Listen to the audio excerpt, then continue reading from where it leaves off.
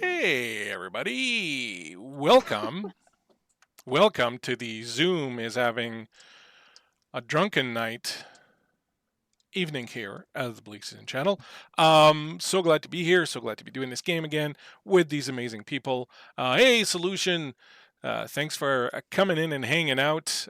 Solution's a fantastic map maker, y'all. I will post some links for him here in a second.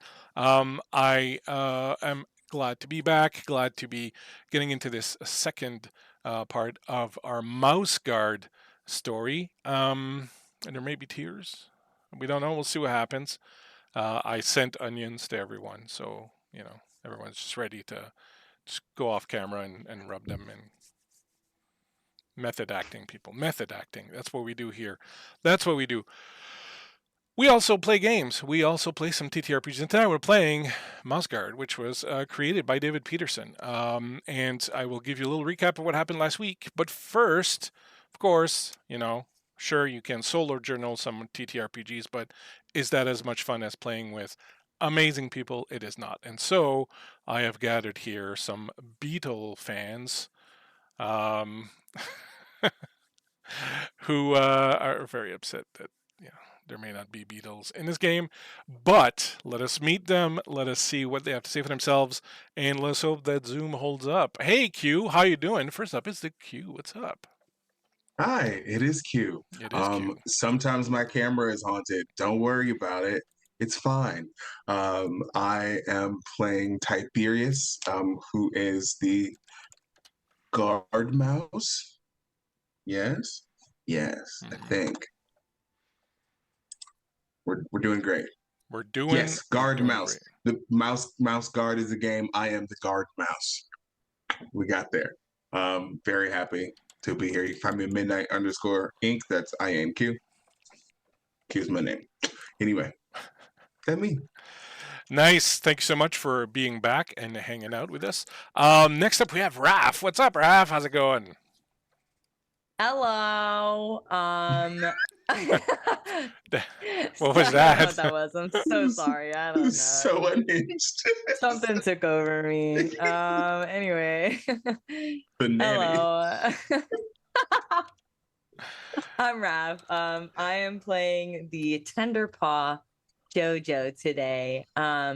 Still doesn't have a cloak, but was gifted a cloak for warmth and warmth only for the journey by a nice blind lady who is behind it all, honestly. I hope that cloak keeps you warm in the cold nights ahead, because if you continue with that attitude, you're not getting any other cloak. I'm kidding. Whoa. I'm kidding. I'm kidding. I would never. I would never. I also gave a shout out to Solution there, but I think it was the wrong solution. So don't click that link. No one knows where it's going. But you can definitely find a solution on the Twitch there. Yeah, there we go. Oh, I know what I did wrong. I'll fix it after. All right. Thank you so much, Raph, for being back here. Super appreciate you being here. Next up, we have Beth, the Barbie Queen. Hey. Oh God. Yep. You do one game and changes your life. Hi, yes, I am Beth, and I am playing a cute little mouse like everybody. I'm playing Nolan, who is the patrol guard of the group. He's got a sort of like a burnt orange cloak, which is lovely. And I'm just excited to be a mouse again. Little mouse. Cute mouse. The tiniest. Yep. And your camera's so weird that my friend, I'm going to have to reframe you again. Did you slide? Yet. Did you slide? Yeah, I slide all the time, man. It's all right. All right. It's okay. It happens. I'm the same way. I start here, and then by the end of the night, I'm like, drives Uncle Dave crazy on Greyhawk. Thank you very much, Beth, for being back, for hanging out. We'll hear all about your Barbie game shortly. Once we dive into this. Kay with all the cats. What's up, Kay? How's it going? Hi. It's going good. Ripley's also here. My name is Kay, or Caden Cosmos. I'm just here to have a good time. So you better. I better provide. Yeah. And I play the oldest. I play the patrol leader. I play the cutest mouse, Bart. The Bart. He has been kind of estranged from Minerva for a while, and came back just in time to find out she was poisoned. Everything's going real well. Everything's going the So way great. it is supposed to be going. Thanks so much, everyone, for being here. We will dive into this here very, very shortly. A couple of shout outs before we go. First of all, the music that you are hearing tonight and will be hearing throughout the night, and that I will certainly forget to change in time to the scene, is by Tabletop Audio. We love Tabletop Audio. Tons of free stuff on our website. Check them out. Check out their Patreon. Couple bucks. You get tons and tons and tons of stuff. We are playing tonight Mouse Guard, which was created by Luke Crane and David Peterson, based on the books by David Peterson. If you haven't checked them out, do yourself a favor and check them out. The art's amazing. The stories are incredible. It's just a beautiful, beautiful world, and I'm very happy that finally getting to play in it. The game is kind of weird a little bit in the rules and stuff like that, but at the end of the day, rules are just a suggestion. So do what we did, and hack it up and go to town. Just the world itself is absolutely, absolutely worth checking out. If you want to get involved, you can help out our players with bits by donating bits. With 100 bits, you can give the player of your choice a persona point, which allows them to add d6 to their roll. So that's always useful. Finally, I would like to give a special shout out to my good friends at Adventures Line Productions and their new game that's about to come out.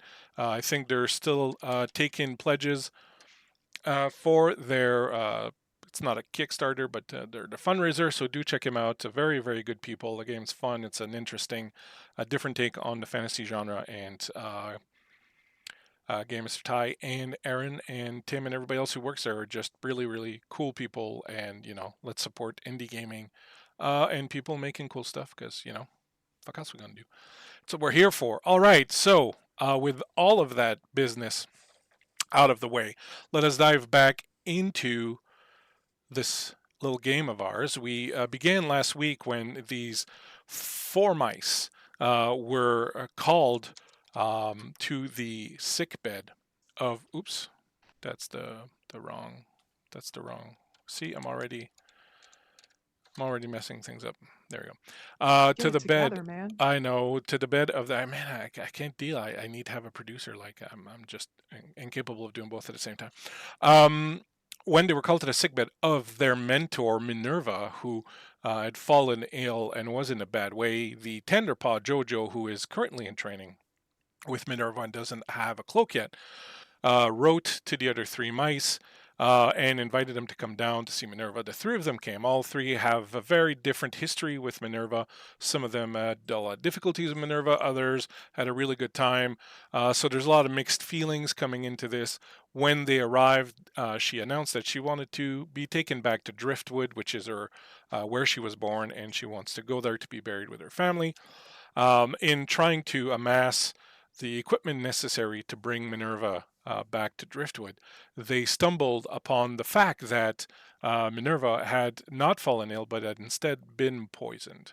It turns out that they followed up some clues, beat up some carpenters, because that's what you do, and discovered that Minerva had been poisoned by someone named Ackless, who was supposedly a follower of a mouse named Midnight. Now, some years back, Midnight, who was a blacksmith at Lockhaven, a blacksmith of the Guard, had sort of led a rebellion against the Guard. He felt that the Guard were becoming a bit too big for their britches. They were not doing what they were supposed to do. He wanted things to change. And so while his aim was okay, his methods were not very good, and he attacked Lockhaven with his followers. They were eventually defeated by Kellenaw and the rest of the mice heroes. And he was banished. Basically, what they did with Midnight was they banished him beyond the scent border, which is the border where the mice spread out basically the urine of other animals to prevent predators from wanting to cross into their territory. So they discovered this. They discovered that she had been poisoned by someone named Ackless. And this was just at the very end. So now they have gone back and gotten some rest. They are debating whether or not to tell Minerva about this particular situation. Another thing that happened earlier in the day was Jojo had met a young mouse who asked about Minerva and gave Jojo a flower to bring to Minerva, which Jojo did, being the good, disciple that Jojo is. And when Jojo returned that night, she found Minerva was asleep, but the flower had been completely destroyed and stamped on and was sort of spread out all over the house. So as we begin tonight, you all have gotten to make all the preparations necessary. You have gotten for Minerva a little wagon to put her in with a little bed. The wagon is pulled by a horned beetle. Question, do any of you have any sort of animal handling skills? Insectress. Someone's got Insectress. That's good. Yes, Oh, I have that. So that's good. That's going to be useful. Maybe. Yeah. Someone's got Jaded. I don't know how that useful that's going. All right. So, well, you're not too bad off. You have someone with Pathfinder. You have someone with Survivalist. You have someone with Insectress. So you're good. So you've got this horned beetle. It's going to be pulling this little caravan. You've got a little shade top on it in case it rains and whatnot. The weather's turning kind of cold. You've gotten supplies. Tiberius went and baked a whole bunch of pies and bread and stuff last night, and he left a little bit to the people there, but he got a good bunch for you. So you have food, you have supplies, you have basically everything you need. We don't need to go through the details of it. You have rope and whatever you think you might need. Your characters would sort of pack them. I will say that Jojo first in the morning will go and check on Minerva while the others are finalizing preparations. You will find her doing not too bad. She's kind of almost half out of bed and she's trying to put on, her little leggings. Hey there, sure, DM. Thanks for coming in. Appreciate you, man. Pulling up some leggings and having a little bit of a hard time with it. But, she definitely seems to be kind of have a little boost of energy and be getting ready. Is there anything you want to bring up or discuss with her, or while you have her ear? Yeah. Also, are the flowers still kind of like crushed? What and did you do? Did you pick strewn them up about? last night? Did you leave them there?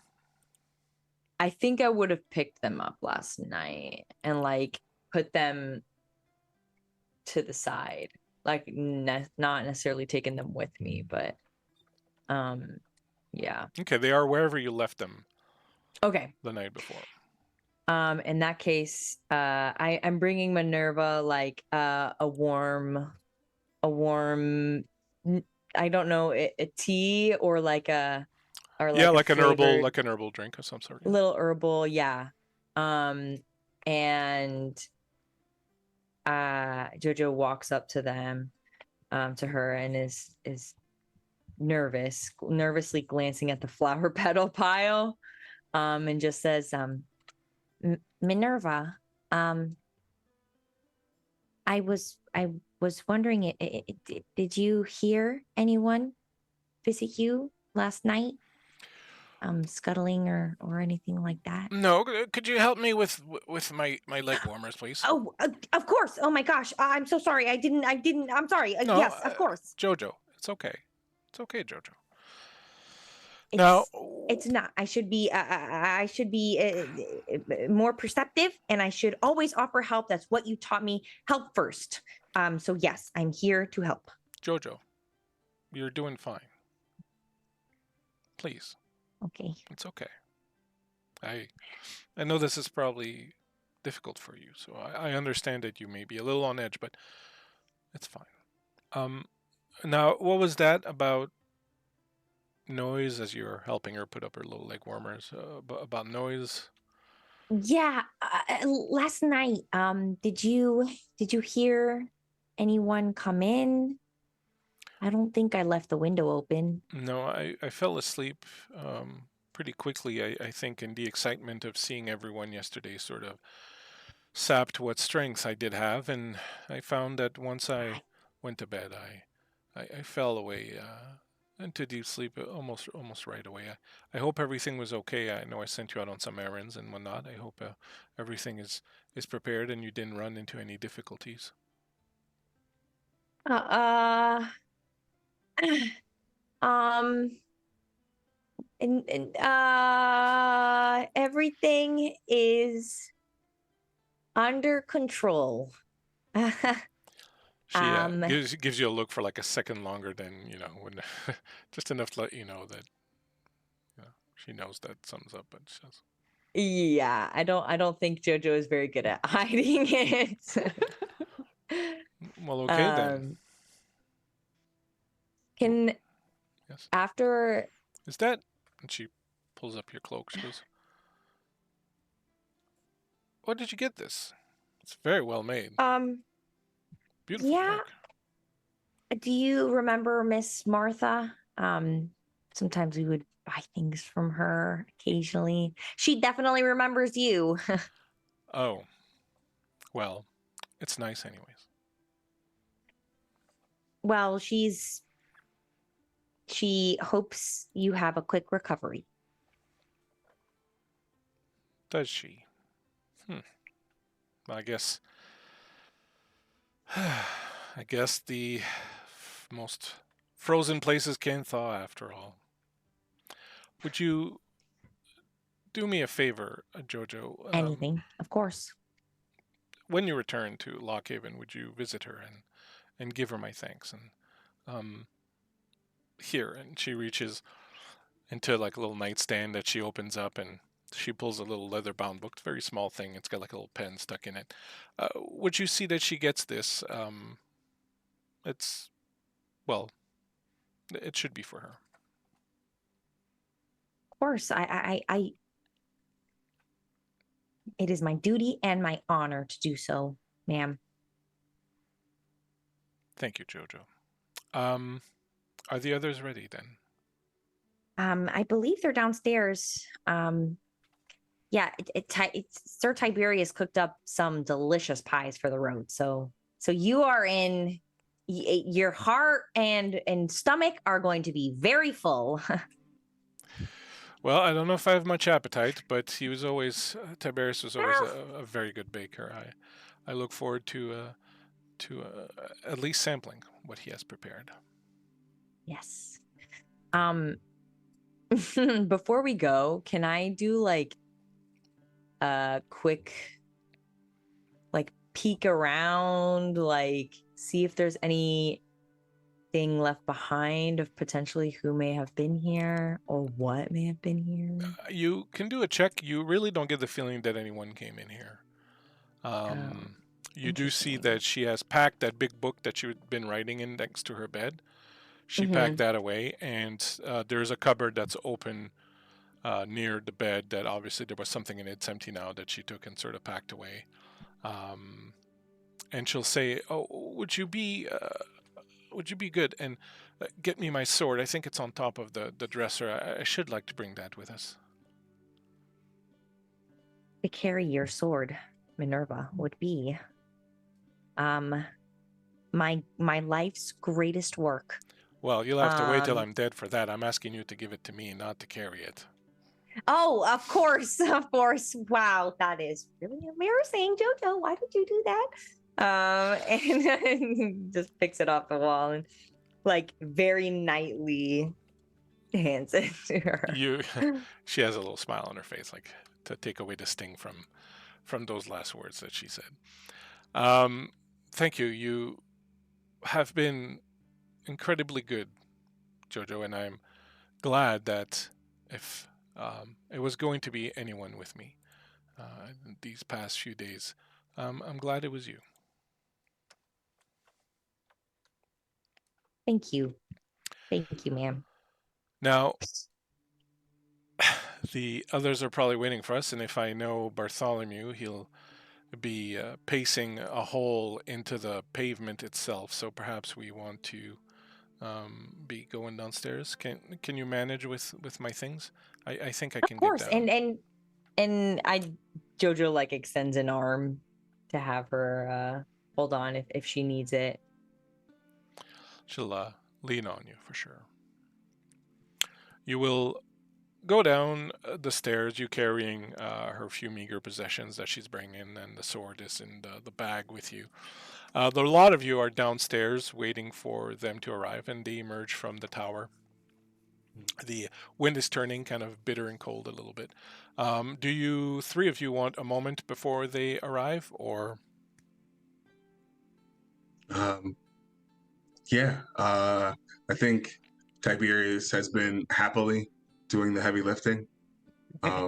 Just just letting Bart use him as the Tetris piece mover.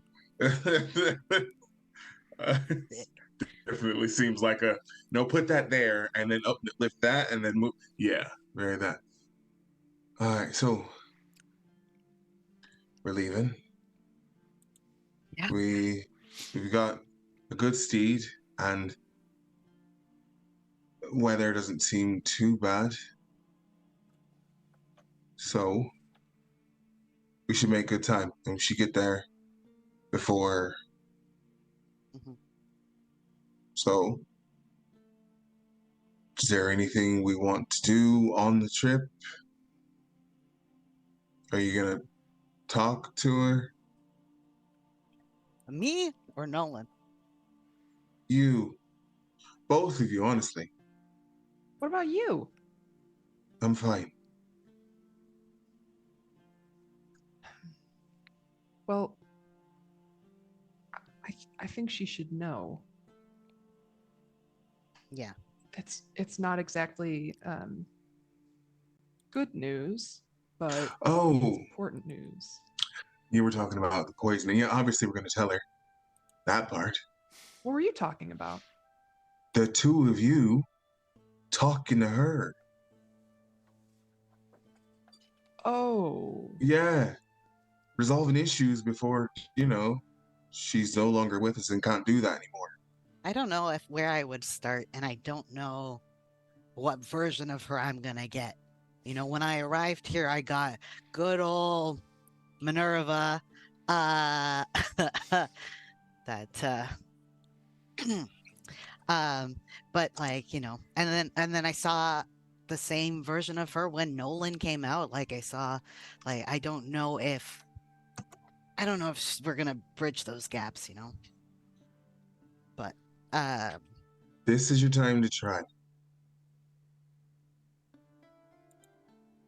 I guess. Unless the one of the two of you can figure out where we can get an antidote. This is it.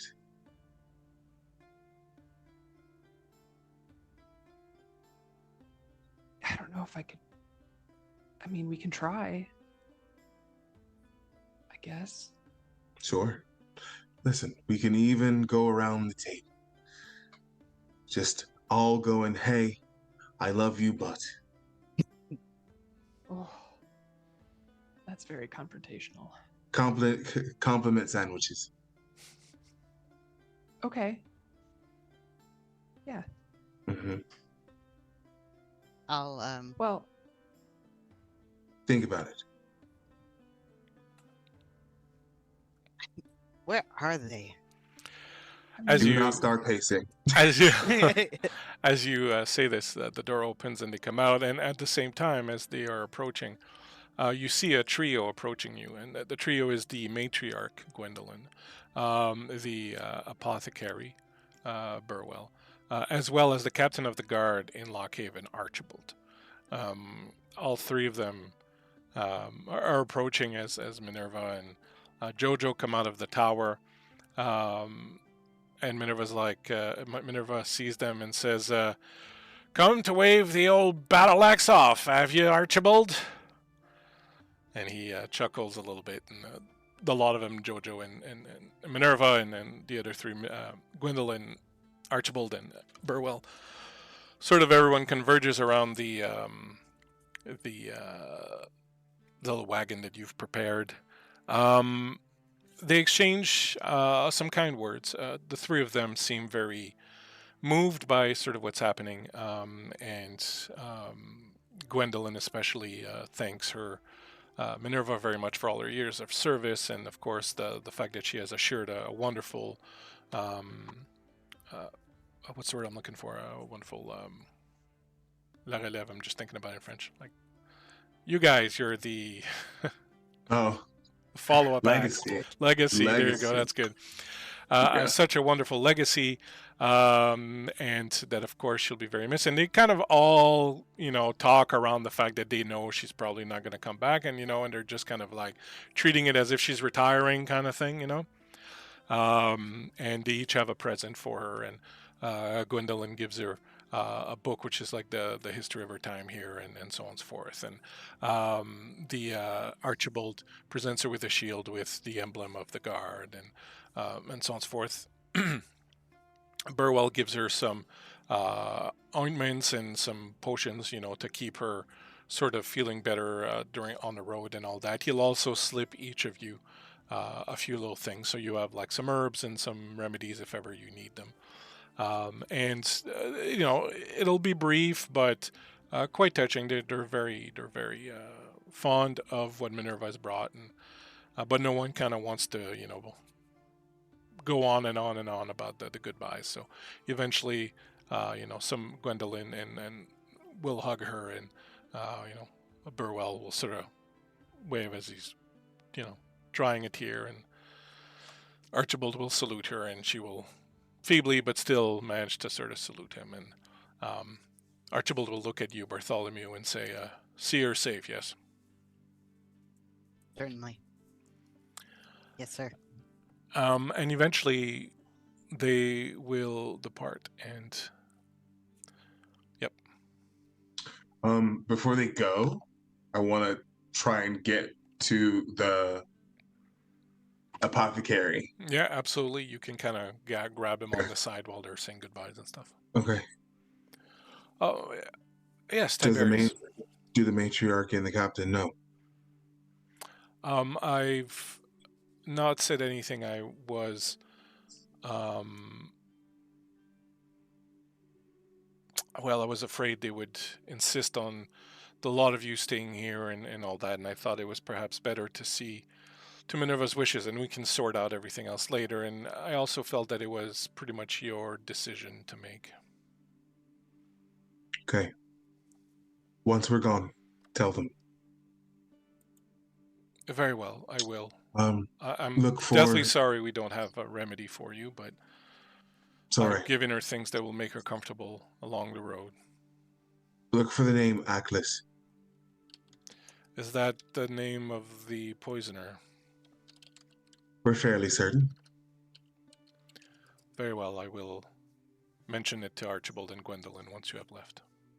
Be careful on the road. If this assassin knows that perhaps they weren't as thorough as they could have been, they may try again.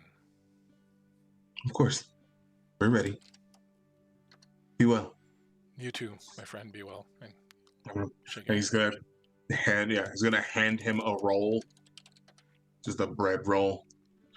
Eat. Very kind of you. I hadn't had breakfast. Oh, it's still warm. Very nice. Thank you very much, Tiberius. Do make sure that the lot of you return to Lockhaven at some point. Don't be strangers now that just because Minerva's gone. I'm not really much one for city life, but I'll come visit. It'll be appreciated. Thank you, and safe travels. And as they depart, Minerva will be like, "Well, I thought that would never end. Can we get out of this place now?" Yes, we most certainly can. All right. Gather round, as you help her into the wagon, and you kind of start tucking her in, and she's like, gather round. And she'll say, "I have plotted our travels." She unrolls her little map. Oh. She says, "We will travel along the main road up to Tender, where we will spend our first night. There is a captain there, Dunwell. He's an old friend. He will give us shelter for the night. The next day, we will continue on to Driftwood. We should be arriving in the evening. However, I would like to make one stop along the way. I've marked the map right here with a B. These are my family's ancestral apiaries. I would like to see them again before continuing to Driftwood.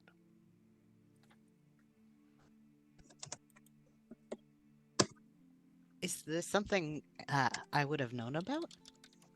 Like her family having ancient. Nope, none of you knew anything about any of that. She always kind of complained about. She found a way to complain about honey. Like that's the kind of person Yeah. Minerva is. I want to ask, has anyone been taking care of the apiary? Well, my sister Stella, up in Driftwood, perhaps. That's who will welcome us there. By the way, I assume I wrote to her last spring, and she was doing okay. Oh, you haven't let her know you're coming? I have not, but my sister Stella's never been one for going anywhere, so she should be there. So you mean to tell me that you've had access to ancient honey this whole time? Well, yeah. I mean, I mentioned that before. No. Huh, must have slipped my mind. Right. All of the times where you complained about honey. Never once thought to mention that, oh, you could get better. Well, it's such a pain in the tail to get. You have to send for it, and then it's just not worth it. Your baking was good enough without it, Tiberius. I never once complained about your baking. Tiberius is just starting to walk away. It's like he's heading towards the gate, obviously, but he's definitely like, I can't be here right now. She'll look at Jojo. Counting down from 10. She'll look at Jojo. Right. Is he really that sensitive about honey? I never knew that about him. I only met him yesterday, so but Mhm. from what you told me, I don't actually. You never mentioned anything about honey, so I'm not sure. But I'm happy to try your ancestral family's honey because I'm sure it's good. Well, we'll have opportunity once we get there, which we won't do if we don't get going. Right, of course. Et merci pour le follow, Overgoblin Chloé. J'apprécie beaucoup. That's French, baby. It's a French Yeah. connection. Yeah. God. I need this. I need these two again together, Raph and K, because Raph, you crack K the hell up, and it makes me so happy. My dumb C'est little français, thing. baby. Yeah, Kay's got a little bit of French. Fantastic. Fantastic. En tout cas, En tout cas. Aye, c'est pas cool. You will set off on the road. As you do, and you start leaving behind Lockhaven, Minerva will very briefly turn around and look over her shoulder at the impassive rock face of this castle, which is built directly into this rock, basically. And Jojo, you're close enough to her, and sitting close enough to her now that you will definitely see a little bit of emotion in her eyes and in the ruffling of her little whiskers and whatnot. And eventually she'll turn around and settle herself in for the road, the long road ahead. The first part of the journey is fairly easy. You are on the main road. You cross several mice coming and going. people who are going to Lockhaven on business, merchants, things of that nature. There are quite a number of mice out in the forest who are, trying to make up some stores for the winter, or just chopping wood or picking up nuts and things of that nature. For most of the journey, the first few hours of the journey, Minerva's silent. She looks around her a lot as if she's kind of taking all these things in, all these sights that have been around her, all her life, basically. She will answer questions if asked, but will not really say too much. Is there anything specific you would like to ask her or talk about, or anything you want to do in that first leg of the journey?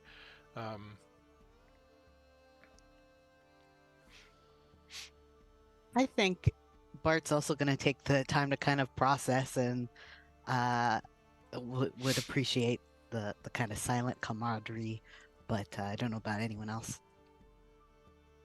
Nolan's been a bit quiet, and will, respond when asked a question, and but I think he's also appreciating the quiet as well. So here's the thing. It won't be conversation, but it won't be quiet. Almost like probably 30 minutes in, everyone will notice that Tiberius has just been like humming mostly to himself, like just little travel tunes. But then when it's been a minute and he's like, it's so quiet, he will actually start singing, and he will be trying to wrap you all in. Oh, if they're common travel songs, Oh yeah. Jojo definitely knows them. Just working at their parents' little inn, they get people, and people get drunk, they start singing. So, immediately, it doesn't even while you're humming, they're just like, just like singing quietly, and then as soon as you just start, they're in it. Mm-hmm. You don't have to tell them twice. Mm-hmm. Absolutely. I think Nolan's going to have Billy Crudup and Almost Famous moment where like there's just silence, and then eventually the song catches on, and it's like cathartic and bonding and all of that good stuff. Yeah. Mm-hmm. Bart is very much like, where that really stoic guy is at a club or something, and the music seems to be nothing, and then you see the foot start going. It's very much that Little tail wiggle. Uh-huh. Exactly. Yeah. Perfect. Yeah, and that's all Tiberius wants. He's a happy boy when Does people get Minerva involved. join in? She'll hum here and there a little bit under her breath, but she has found some of the cakes and appears to be very much enjoying one of them. And her fur is all smeared with frosting and whatnot. So Good. Covered with honey. As you were, yes, exactly. That's what she doesn't say, but you can see it in her eyes. As you approach the river and the bridge. So the way it's built, there's a lake up in the mountains, and then it slowly, sort of lazily comes down. And then where the bridge is, there's a bridge, and then on the other side of the bridge is kind of a sharp escarpment. It goes down into a valley below. As you approach, you see that there seems to be a lot of action ahead, as there's a number of mice there, and you start seeing wagons, and you start seeing like equipment and all that, and eventually there's a guard mice that flags you down, and he's like, Captain Bartholomew, is that you? Yes, hail and well met, or something to that effect. Hello, sir. Mouse Guard Killarney. I'm sorry. Where are you heading? Where are you heading today? We are headed to Tender and further on to Driftwood. Oh well, Captain, I'm sorry to say, unfortunately, the bridge has been taken out. taken out, like an attack, or? Oh, no. We had a beaver problem. There are the lake up in the mountains was maintained for a long time by beaver dams, and well, to be honest, we're not too sure what happened. Maybe they left, or maybe they were killed by a predator or something. But something happened. They broke yesterday, and we had a huge flood of water that rushed down, and this old bridge just couldn't take it. Most of it was taken away. The legs were taken right out from under it. It's gonna take several days, probably a few weeks to repair. Hey, oh, that's unfortunate. Is there something else, like a temporary crossing that's set up, or that would still take a few? Well, I mean, you do have, I guess, two options.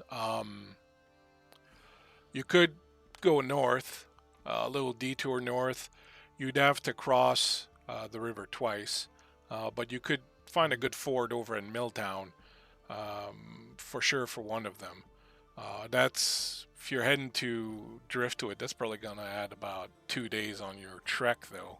It's a little bit out of the way, but it's fairly safe and should be fairly easy. You could try going down the escarpment and crossing at Bryn Tower. That would probably get you to Driftwood in the same time as it would if you had taken the bridge, but well, we have another problem. The flood of the river, unfortunately, further downriver, we're being told, took out some of the scent barrier, and there's no telling what type of predator might have slipped in, or might be slipping in as we speak. So it'll get you there in the time you want, but it might be a little bit more dangerous. Going down the escarpment, of course, is also not without risk. Those are pretty much the two Absolutely. options you have, unless you can return to Lockhaven and wait out a couple of weeks. I'm sure that perhaps 7-10 days from now it'll be be able to cross again. Dang, Our matter's kind of urgent, so Yeah. I think we should huddle, and we'll figure something out.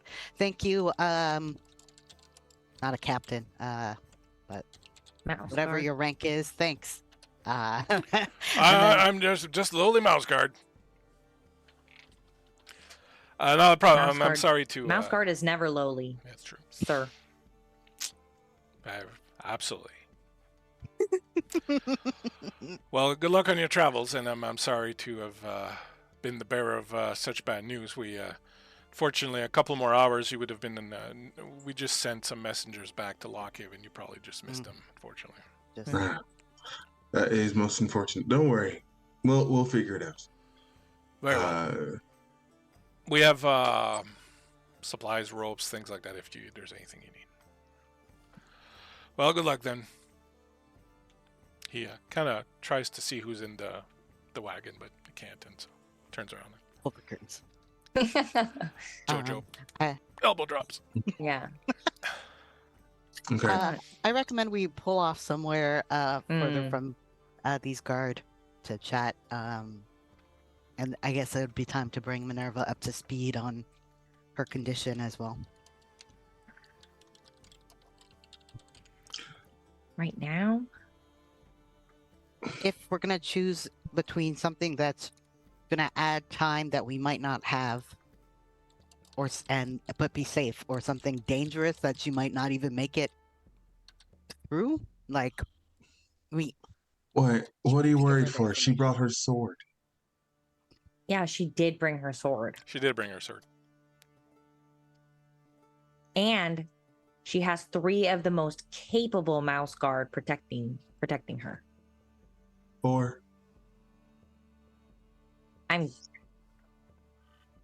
don't know if I would consider myself capable yet, but I'm getting there. I can you already throw have a cloak. No, Loophole. no, It's a loop. that's just for the cold. That color suits you. Just sort of feels like a loophole, really.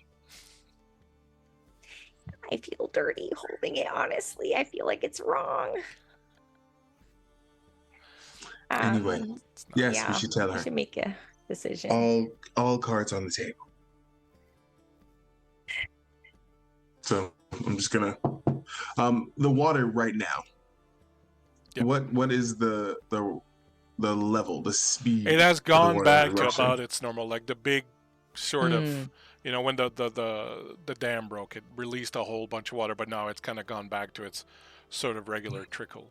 Maybe a little Okay. bit more, maybe a little faster, and just a little bit more water than usual, but it's kind of calmed down. That's fine. So, and how big is that bridge for us? And like, how big is that river for us? Big, right? I mean, it's big, but it's certainly crossing here is not good, because this is where the fall is and all that. But some of you would know very likely that where the other fords are. So either at Milltown or down at Bryn Tower. That Right. it's really not that bad. It's a question of maybe hopping across rocks or finding some fallen trees, or even maybe making a boat out of some leaves, something like that. I think one of you is Right. a boat crafter. I was trying to see if we could make the wagon a boat, just sort of float it across. Beetle boat. Beetle boat. But anyway, so right, That's conversation. another thing, another discussion you're going to have, because getting people across, the mice across is one thing. Getting the beetle and the wagon across might be another. So it's going to depend also. It's going to affect. The beetle is getting across. That beetle If you say so. is there till the end. That beetle's my best friend. Okay. Anyway, Oh no. I think, Kill beetle. Is that what you were writing, Bleak? No. Why would you say that? Not sweating. Not me at all. I would not do that. I think Nolan should be the one to tell her about the poison. Big. Sorry, Nolan. You could speak for yourself, but I think that's a big thing to just drop in your lap. Big thing to drop in any of our laps. I know we have to tell her. I don't mind. She shared great stories about all of you, but especially you. I think it would come at an easier blow, I suppose. Wouldn't feel spiteful.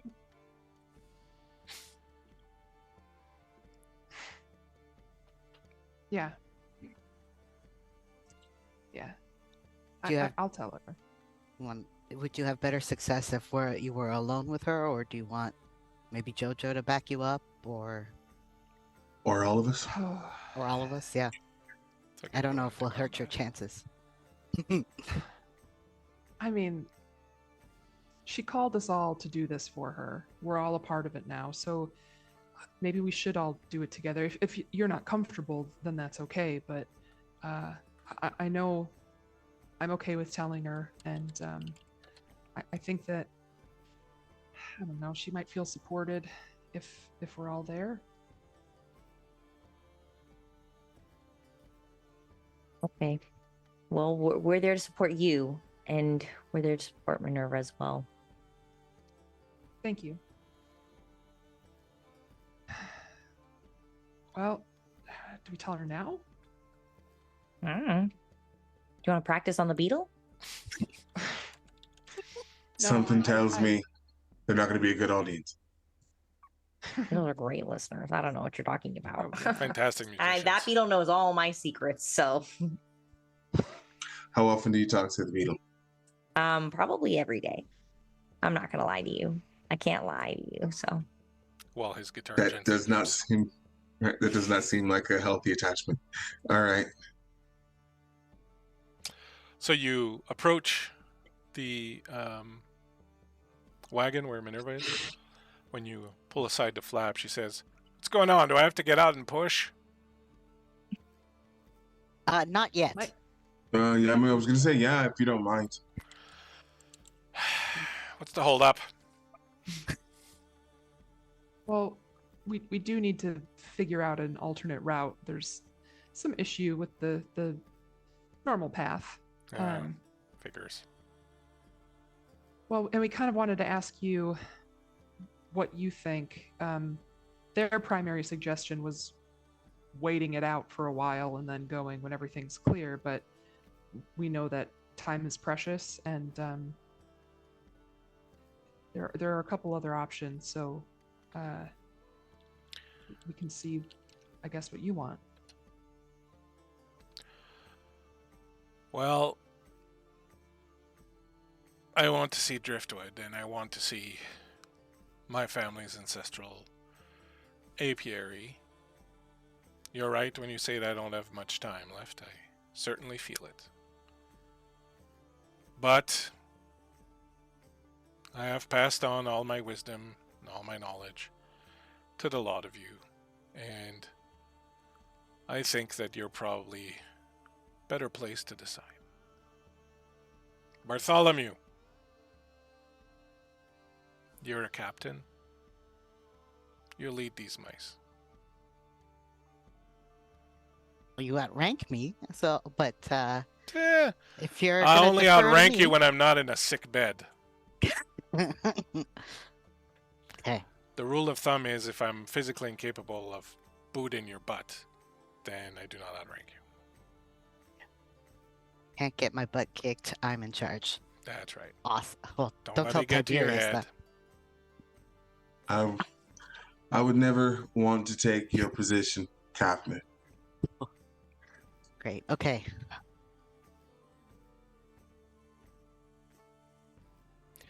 Remember So- what I taught you.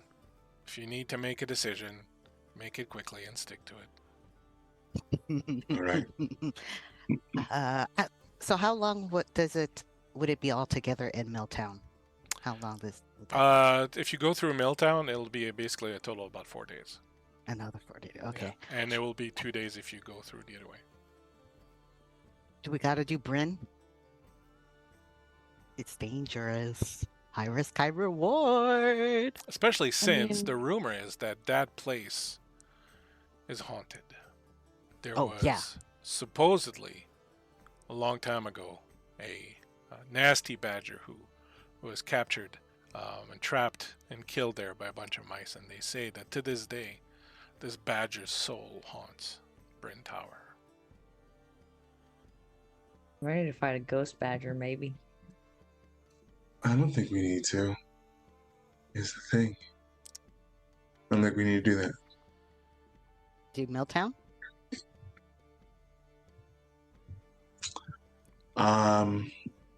I don't think we're going to get to. I don't think we're going to get to Driftwood. Either way. I don't think we're going to get there if we go Milltown. Like, unless we can cross it right now. Like, where we are right now, I don't think we're going to be able to get there.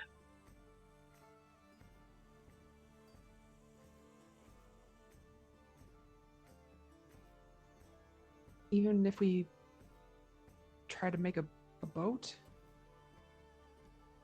We could try and make a boat. Oh, it means that we're leaving the wagon and the beetle behind. Never. Okay. I mean, I could probably make a boat out of the wagon, and the beetle looks buoyant. The beetle, Okay, the well- beetle could probably get across. I mean, it's an insect. Yes. Right. It got wings. Yes. It's true. Beetles can fly. I forgot about that.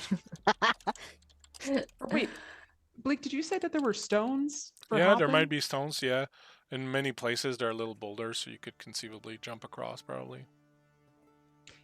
Are these like rapids that we're seeing, or is it just? just a The steady water's flow. a little fast there because of the waterfall, but not, you know. Waterfall. Is the waterfall upstream or downstream? Well, no, the waterfall is upstream, so you're gonna have to go down the escarpment. Okay. So you're gonna have to climb down the escarpment and then go into the valley. Yeah. And then, Mhm. Okay. so if you, where are we? We are here. Well, Let's look, talk- do you want to see? Okay, so look what I'm going to do for you because I'm such a nice GM. This is what it looks like down there. Spooky. Wait, this is This is Right. down, so the waterfall is here, right? Uh-huh. Hold on, I'm going to show people just because. We Is should this the absolutely path? do the tower. So the waterfall's Oh, here, so you would have to come down the escarpment here. So you would be on this side, and then you would have to get across. You would and- cross here. Yeah. Oh, so this is the spooky danger way. Because Yes, further right. down, Yeah. the The face the in scent, the tree. the scent barrier has been taken out. So there might have been Oh, nice. And that's down. predators. I Those- That's also drew down. a face in a tree earlier. No, no. Incredible. It's honestly Nice. fate. Nice. Little beetle And boy. if you want to see the other place, I'll just assume that some of you would have been there, so you would know. Pathfinder. Look at how peaceful it is. Pathfinder. Let's choose the spooky one.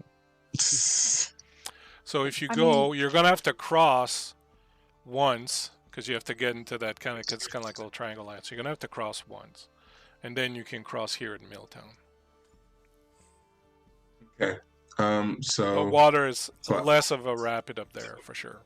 Mm. we got Pathfinder. I also have Pathfinder. Well, Nice. you can make Wait, Pathfinder. don't. rolls, Sean. I lied. I have Scout. Gotcha. So go I got ahead and 2 make a successes. Pathfinder. All right. Anybody else have Pathfinder that can help him? Yeah. I have 5. I have Scout. Does that do anything? Yeah, sure. Go for it. That's Go for it. my I specialty. just got 1 success. And I need 2. I like you roll first and then I'll. You already did mine. I got 2. 2 successes? Yeah. Oh, good dang. Okay, then Yeah. I'm trusting in my elders. All right. So, okay, so you got 3 successes. What would you like to know? You can ask me questions. Okay. Is there a way to sort of thread the middle and not have to go either of those ways? Not unless you want to have to go through the forest, because the rest is pretty much bush. Those are the 2 places where there's a road that connects to the main road. Okay. And going down the Bryn Tower way, we could get to her family's apiary. You And could, then Driftwood in time. because you could basically skip Tender and kind of go through and head straight to the apiary. So you would kind of get the end of your trip to Driftwood would be about the same length of time. Okay. You'd just be roughing it one night instead of going to Tender and sleeping in her friend's home. Okay. We like camping though. Let's Yeah. go Bryn Tower. We'll go tower, and then we'll see how after that if we want to go to Tender or if we want to sleep on the road, and then apiary and Driftwood. Okay. Mhm. So you will drive off the side. You'll find a little path that leads you down towards the escarpment. The line dips a little bit, so you kind of drive down where the escarpment's a little lower, and it's really not that far of a draw. But you do at some point arrive at the edge of a cliff, and it's basically at this point you would normally have to climb down, or you can try getting down with the beetle if you want. But if you do that, I'm going to require some insectress roll to kind of try to keep the beetle, because there's little switchbacks that you can kind of follow, but the beetle's just going to want to kind of go over. So because it doesn't care. So you're going to have to really kind of guide it and keep it calm and get it down. Thank you so much for the bits, over Goblin Chloe, and get him down that way. So, what do you like? You want to try that? Do you want to? We can definitely try. I mean, I can do my best with my insectress skills. Insectress, that sounds not like a my transfer. highest skill. Can but, make a boat. know. You're good with insects. What? So, hey, darling Yeah. Creep Show, thank you so much for dropping Hey. in. Super appreciate Hey. you. Hey, If you can I? if you are into Yeah. awesome miniatures and just a creepy good time, Darling Creep Show is your resident creep. on the internet. Check her out. Fantastic.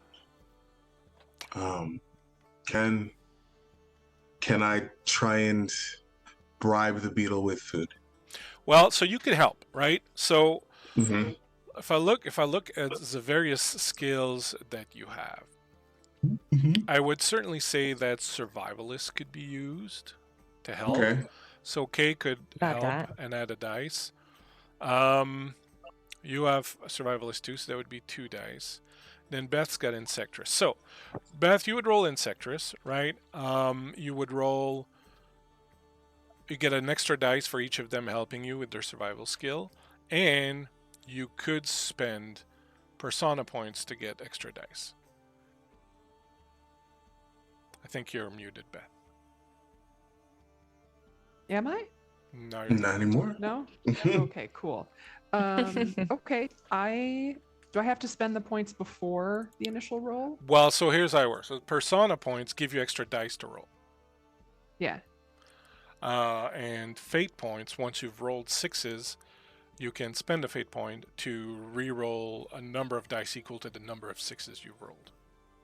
So it really Okay. depends on, do you feel lucky, punk? Yeah. I'll do a persona point for an extra die then. Okay. Okay. So let's see what we got. What's the name of the beetle? I don't know. What's the name of the beetle? Raph. No, that's a little too meta. We're bringing the fourth wall there. Monty was the first name that came to mind for What? some reason. Tom. I don't know, man. Figure I it got out. 2 successes, a 6 and a 5. Okay, that's good. So you will secure Minerva. I think, actually, I think you would probably remove Minerva from the wagon, Yep. and Yeah. then a couple of you perhaps could carry her or help her down, and while the others guide the beetle and the caravan, the wagon. Jethro. Jethro, there you go. There you go. Jethro. That's it. That's the one. That was very good. And Jeth. tweet. Good old Jetty. Yeah. Jeffy, stop that. Oh my god. And so you manage to bring it down through the switchbacks and whatnot, and through the brambles, and you will eventually find yourselves arriving here where I was showing you a moment earlier, at Bryn Tower. Yes. So you will basically kind of land. Wow, you're so huge. Yeah. I'm a growing kid. Yeah, you're a chunk. Chanka. You're a chunky boy. Chungus. I'm not a mouse. I'm actually a capybara. Yeah. I'm just growing slowly. So chill. The chillest creature in all of existence. All right, so you will be there. You land there. You're in kind of the reeds a little bit. The mice here are not really up to. They're not up to code. They're not scaled properly. But just to sort of show us sort of where you are. So you will land down there. One of the things you notice when you get down is that there are frogs, things of that nature down there. It's very clear there was a huge rush of water recently. You can definitely see where the extra water from the dam break-in came down. The banks are really muddy, and you're finding it kind of difficult to walk. You kind of have to go around a little bit because there's just so much mud and whatnot, and you can see there are fish and things like that, like on the bank now that got stuck there when the water came through and sort of receded.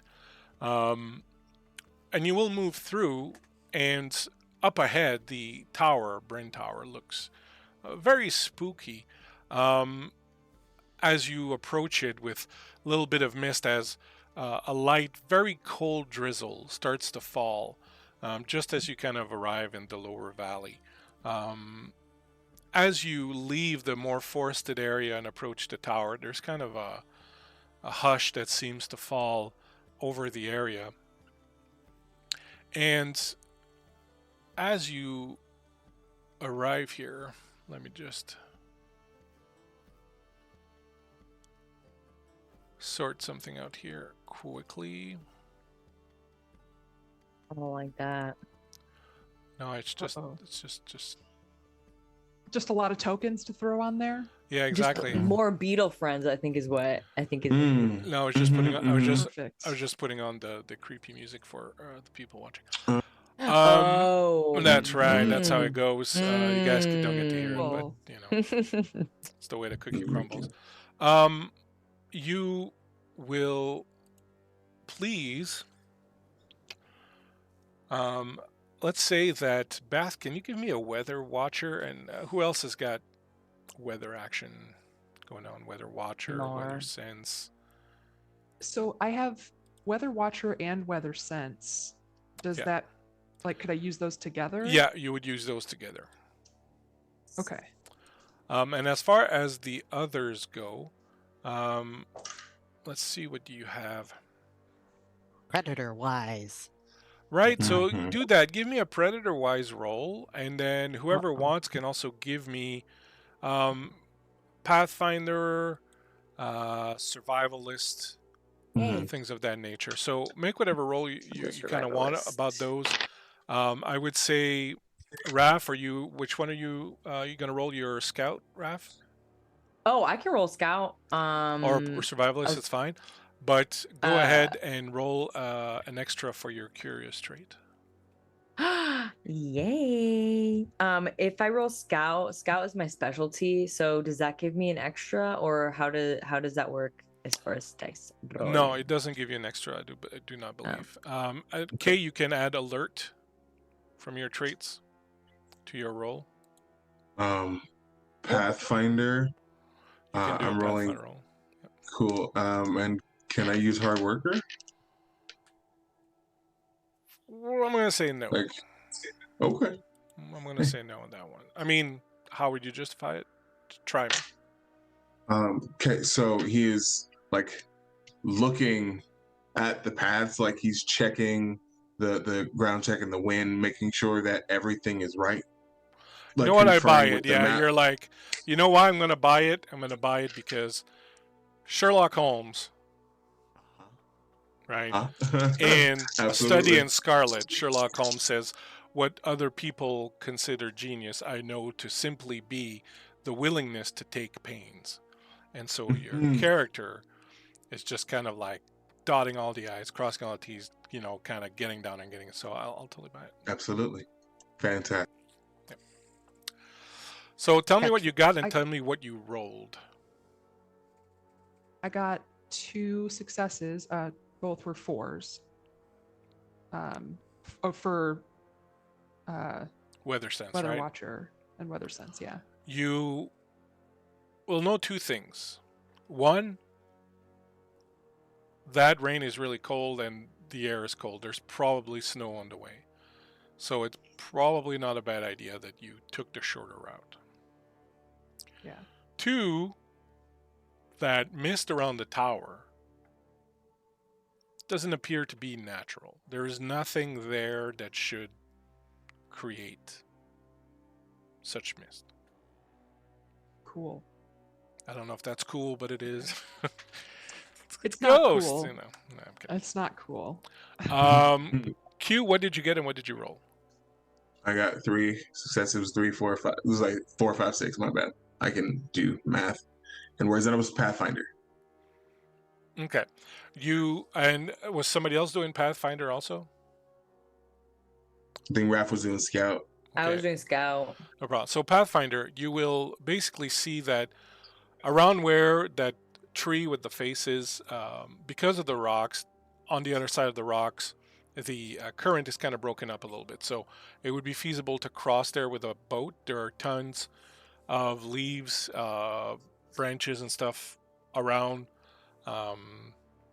Driftwood from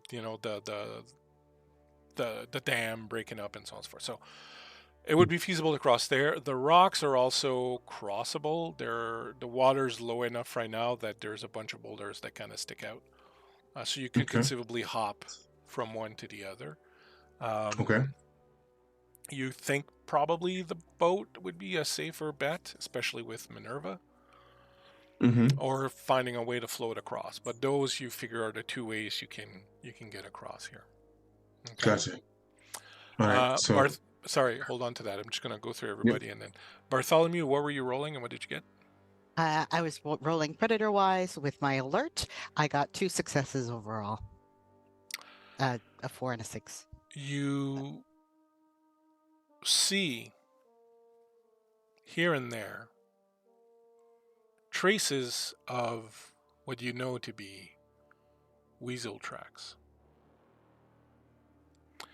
Weasels. Now, for those of you who don't read Mossguard, weasels are the biggest threat to the mice. They are a very natural predator and they are basically always at war with the mice. And as opposed to other animals who are animals, the weasels are like the mice where they use armor and weapons and have, sentience and all that.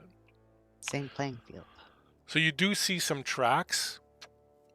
They don't seem very recent, so it's not likely that they're predators that came through because of the border scent being broken by this. They've been around. And Raph, with your scouting, you notice sorry. I got a 1 and a 2 and a 2, so You notice absolutely nothing as you are distracted by the beetle, who seems to have gotten something lodged in one of its paws during the trek down, and just as you're about to notice something important that would save all your lives, you just sort of bend down and start scraping that out. yeah, I take a little stick. It is very much like Redwall, Chloe. Sorry, Jethro. I don't know what kind of sound does a beetle. That's what it makes Sure. in my world. I love that. It nuzzles you with its horn. God. So Stab me on accident. you, I assume, share all this information amongst yourselves. Yes. Beth, with your boat crafting, you look around. There's materials to make something if you want. So, how do you want to go about crossing? Comfortable in your boat skills, Nolan?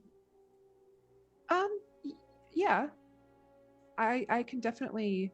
I mean, my folks were boat crafters, so I learned a bit. Forgot we're not related. Mm-hmm. I mean, we kind of are in a weird way. But I'm also okay trying to just go across the rocks. But that might. How are we be gonna kinda take the tricky. wagon though? Yeah. You could float the Well- wagon. You could take off Mm-hmm. the Take off the things. wheels. You could take off the stuff in the wagon, maybe put it on the beetle, and let it get across, and then float the wagon across. Oh, Love okay. that. Oregon Trail style. That's right. Yeah, Someone has to Yeah. carry an old lady, though. I will happily do it. I don't know if I can. But you're so Gee, no. small. I've got it.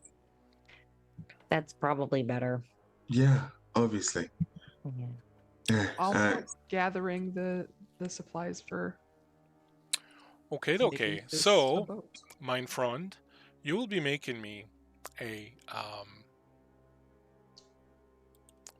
boat Crafter. crafting. Don't you have it? A boat crafter, which So you we're don't gonna have it boat? very high. Now, I will say No, I that you're don't have it very thoughtful, high. so I will give you an extra dice for your being thoughtful. Hell yeah. Let's see if anyone could help you. Harvester, your friend Oh, I have Jojo harvester as well. as harvester, so you can add a Mhm. dice for the Perfect. harvester. Start digging around. 9. stuff. I would say with survivalist and harvester also. Bartholomew can also help you. So add another dice for that. Incredible. And also with harvester and pathfinder, Tiberius can help you. So add another dice for that. Okay. What's So- gonna work? Teamwork. Yeah, this is the power of Okay, friendship roll. everybody. Let's We go. have 2 6s and 2 4s, and that's Wow. it. But Oh, pretty good. That's all good. Yeah, that's excellent. very Remember good. to tick when you use your skills, right? Because whenever you use your Yes, skill yes. a number, like right now, Beth, Yeah. another boatcrafter raft, another boatcrafter roll, and you'd get a point in it. Whenever you use Ooh. your skill a number of Yes. times equal to the number you're going to, you get that number. Yeah. Okay. Nice. Have you passed the finder twice? Let's go. There you go. So it'll take you a Yeah. little bit of time. Mhm. You will amass what is needed to make kind of a little raft. You will be able to, the beetle can sort of get across on its own. So I will say maybe you load it up, and then maybe Beth with her insectress is going to guide it across. Yeah. And then Be careful.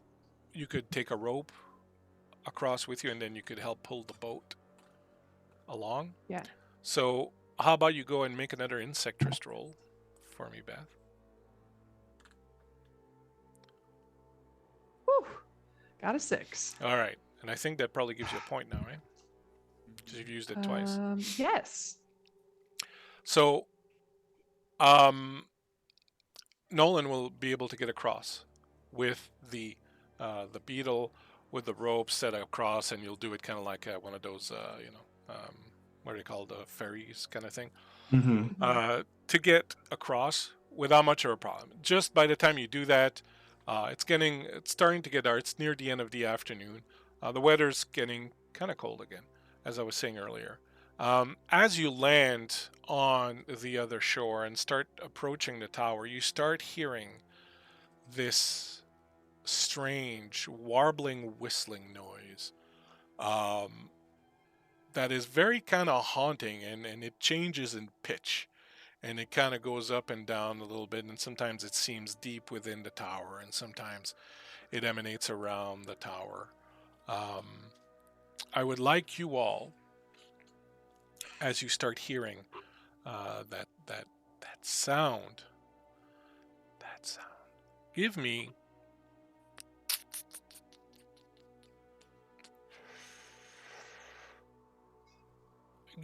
a nature roll.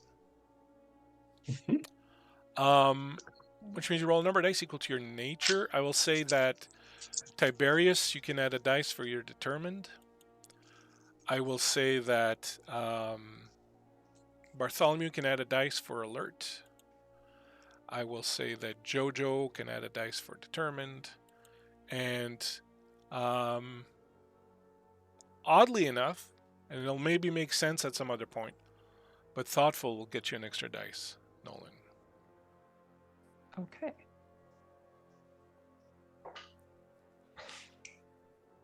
Wait, yes.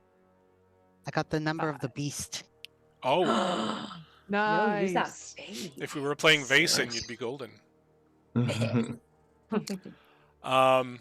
Yes. You start climbing up with the wagon and with everything, having kind of resettled everything.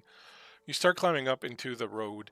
As you're getting near the tower, that sound keeps coming through, and it really kind of digs through you, but you all find the courage to sort of just kind of keep moving on.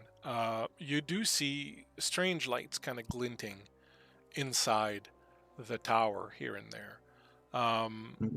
You don't, there's nothing that comes out to attack you. There's nothing like that. There's just, you're hearing those weird sounds. You're seeing those strange lights inside the tower. And you're kind of on your way up, halfway up the hill. Do you want to keep going? Do you want to stop? What do you want to do? I know that so Nolan's specialty is as a hunter. So I know that I would really like to pay attention, knowing what we know about the weasel tracks and everything. I'd like to use that knowledge and understanding of hunting to just kind of be super aware of everything. And I would also like to use that just, I guess, with the haunted house nearby too, just kind of making sure I'm really conscientious about what's going on around us. Okay. And So go ahead and roll that. Will you be trying to kind of... Are you going for speed or for stealth as you pass by this tower? I mean, slow and steady wins the race. I want to get a good look at it. Yeah, me too. So you can make me that roll, Beth. Anyone who wants to take a good look at it can do either a scouting check. If not, you can do a nature check, but it'll be at half. And then, once that's done, give me a full-on nature check just to see if you're stealthy and whatnot. Uh-oh. Okay. Spooky, spooky, spooky. This one. 6 and a 4. 5 and a 6. If you get no successes on your nature check to replace your scouting, you lose 1 nature point. Hey, Miko. Thanks for joining us. Just so you know. Whoa. Wrath. Wait, so I rolled my scouting, and now I roll my nature? So you rolled your scouting. What did you get? Uh-huh. I got 2 successes, 2 sixes. Okay. So that's good. So that's a success. We'll keep that in mind. Now, Okay. roll your nature for stealth, basically. Okay. All of us. Yeah. Whew. Out of 4. I'm cute and cuddly. I don't know about these guys. Got 1 success. I got 2. So let's go through it this way. First of all, your second nature roll, a 1 for stealth. Did everyone get at least 1 success? Okay, cool. Next up, the first roll. You did scouting, Jojo? Mm-hmm. And you got? 2 successes, it was 2 sixes. Awesome. Who else had... Anyone else do scouting?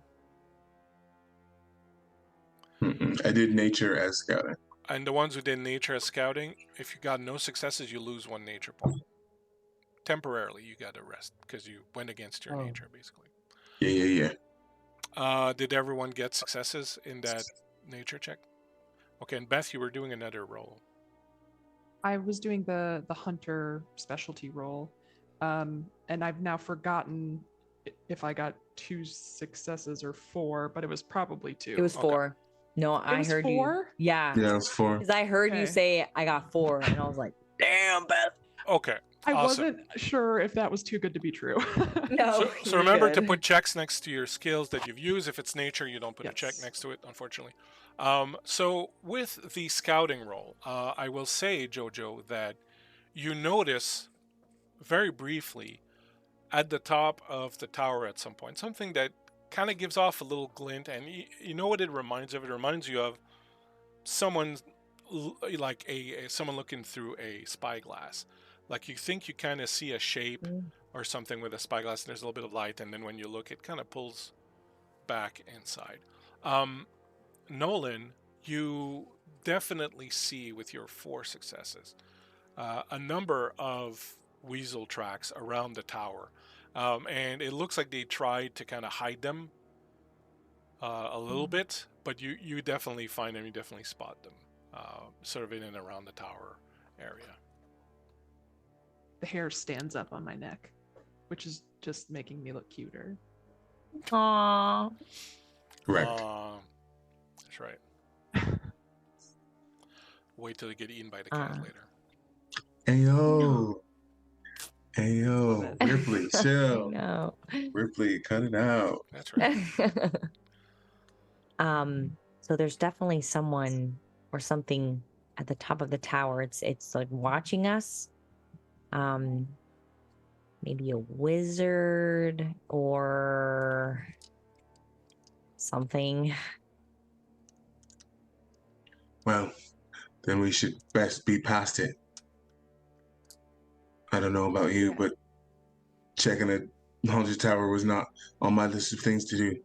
Yeah, that's pretty fun. No, and the weather looks like it might start to snow. So if we can get as far away from here as possible before we bed down, that might be best. So Beth, am I understanding you're not mentioning the weasels? Oh no, I mentioned the weasel tracks. Yes. Mm-hmm. Yeah. All right. Yeah. So a weasel wizard. A wizard. Which way were the weasels going? They seem to be going towards in and out of the tower, around the tower. Well, I don't like that. So we definitely need to get away from this tower. You don't mind Tender? It's really bad so. time. No one cared. Oh, I heard it. Yes, I got sir. it. Sorry, just write me an email later about it. I'll send you feedback. That's right. Christian didn't laugh at my jokes. No, bad GM. Bad GM. Just add some laugh track. We're good. Do we want to try to get to Tender then? I think so. Is Keep the Tender? weasels. I mean, if the weasels are here by the tower, then. So should you be know that it's a alright. problem. That if there are weasels there, they're probably weasel spies. So you know that it's a problem. They're very close to Lockhaven. So you know it's a problem. I am absolutely not telling you that so you do anything about it. I'm just saying this is what your characters would know. So even if No, you for decide sure. not to do anything about it, you would know that it's something you have to report or say at some point because Later. the weasels are here. Oh. Right. Do we see how many there were? Nolan had 4 successes, so I'm going to say that Nolan thinks there's probably 2. Oh. Which is a big threat for 4 mice. Right. That's kind of what, because we have a wounded one, like an elderly one, and a Tenderpaw. So I can take care of myself. I can knock out a weasel. I can promise you A that you weasel? cannot. Wheezy peasy. A wizard. A wizard. A weasel. The fact that you just called it a wizard means that you A can't. weasel wizard. I know what it meant. So some of you only had 1 of stealth, so that's not going to last very long. No, we're So moving. you're I don't moving know on? We're We should go. Yeah. moving. All right. We're not staying here. We need to tell someone though. Move on, Yes, and we you will. feel that with your stealth and whatnot, you feel that, you probably, they probably saw you, but you probably it was probably clear you were just kind of moving through and not going to bother with them. So you feel fairly certain they're not going to come out of the tower and attack you, because I'm an evil GM. So you manage to make your way out of the valley there without too much trouble beyond that. As you move on further, we'll take a look at the map here in a second. Just gonna get rid of the spooky music. You will,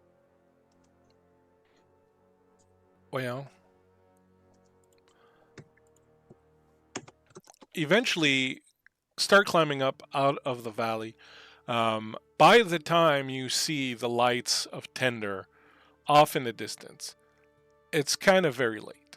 You really don't think that you can get there, and you think it's probably best to find a place to camp, because it would kind of add some time to get back to Tender and then kind of get back. And then if you camp out here tomorrow, you can kind of go really quickly down to the apiary.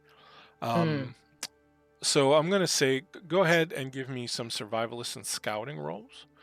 And let's see if you find a safe place to bed down for the night, or if you get eaten by the weasels. Oh, awesome. So you said we no can big roll, deal. we can combine those, right? So if I have survivalist, No, it's one or the and- other. Choose which one you want. Ooh, okay. Yeah. Heard that. I got a 6, a 6, and a 4. Wow. Nice. Nice, We're nice, living nice. tonight. No wizard tonight. No wizard tonight. I got only whammies. So just tell me Whammies? altogether how many successes you got. 3. 1, 3. I didn't get any. All right. I didn't roll anything. So two of you are pretty terrible, but 2 of you are on the ball. You manage to find a pretty good place. There's some fresh water, shelter from what's looking like it's going to maybe turn into snow by the morning. But you find a place with a bit of Ooh. canopy, like there's a big tree and there's sort of the branches, and you can kind of get under there. Those of you who are hunters, go down there and check it out and make sure that there's nothing. And aside from a few spiders that you shoo off very easily, there are no, snakes or anything else. So you manage to find a place. You build a little fire. You get Minerva, who has been sleeping a little bit, sort of situated. And you will be able to get some rest here. I will say we'll take a break now, as you're bedding down. When we come back, I will give you the opportunity if you want to have a bit of a discussion amongst yourselves and talk to Minerva if you want to, broach the poison or anything else you want to do, and then we'll take it from there. So we will take a short break here, not too long, because we want to get back into this action. Yes, Chloe, I will get you that link. I saw your message. I will totes get you that link here in a moment. We will take a short break. We will be right back. Don't go anywhere. We appreciate all of you. Thanks so much, players. You were absolutely wonderful. So we'll be back in 5 to 10 minutes. And don't go anywhere. We'll be right back. Thank you so much. Ciao.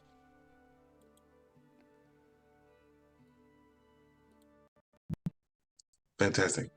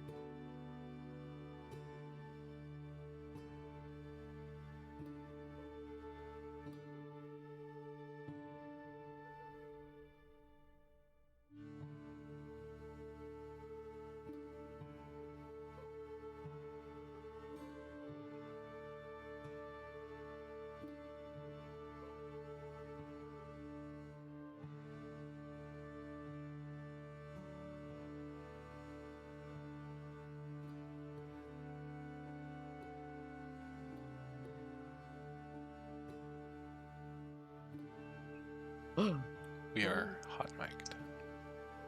Oh no. If Miko's listening, he's shaking his head. Hot mics. And we are I- live. Yeah. Hey, peoples. We are back. Thank you so much for waiting for us. Q had to run out and inject coffee into his veins. Ironically. These things happen. For These for things reasons. happen. So, just before the break, you had managed to cross the river at Bryn Tower. Yeah. You had realized that what is supposedly a haunted tower probably has another secret, which might be some weasel spies, but you chose the better part of valor and skedaddled, making a mental note to make sure the guard knows about this place. Between you and me, that was a wise choice. I mean, what do I know? I'm just a GM, but I'm saying. You then realized that getting to Tender would be a little bridge too far. It's still quite a bit far away, so you decide to bed down for the night. You found lodging of sorts underneath the roots, the exposed roots of a big oak tree, and you have cleared it out of spiders and hippies, and have made yourself a nice, cozy little home with a little fire. Perhaps now sharing some of Tiberius's treats that you saved throughout the day. He manages to warm them up nice and piping hot on the fire. Minerva looks tired, but, still kind of game. She is sitting up and discussing with you. Jethro is sleeping in the corner. I don't know, do insects sleep? Well, Jethro is sleeping. Jethro doesn't care if insects don't sleep. Jethro's like, I'm sleeping. And he went out earlier, made a little poop, and now he's back and he's sleeping. Nice. He's a Dumb beetle. well-dressed beetle. As the evening wears on and you're all starting to feel perhaps a little tired, you've eaten, you've had some tea, you got another big day ahead of you. Is there anything anyone wants to do or say or sing or... Poison time. I mean, Yeah, I think Jojo is just like slurping the Staring. tea, just like staring wide-eyed at Nolan. Are we all together, or is she kind of No, she's separate with from you. us? You're all Okay. sitting around the fire sort of thing. Yeah. So I guess I would start with how are you feeling, Minerva? Oh, a little tired. But otherwise okay.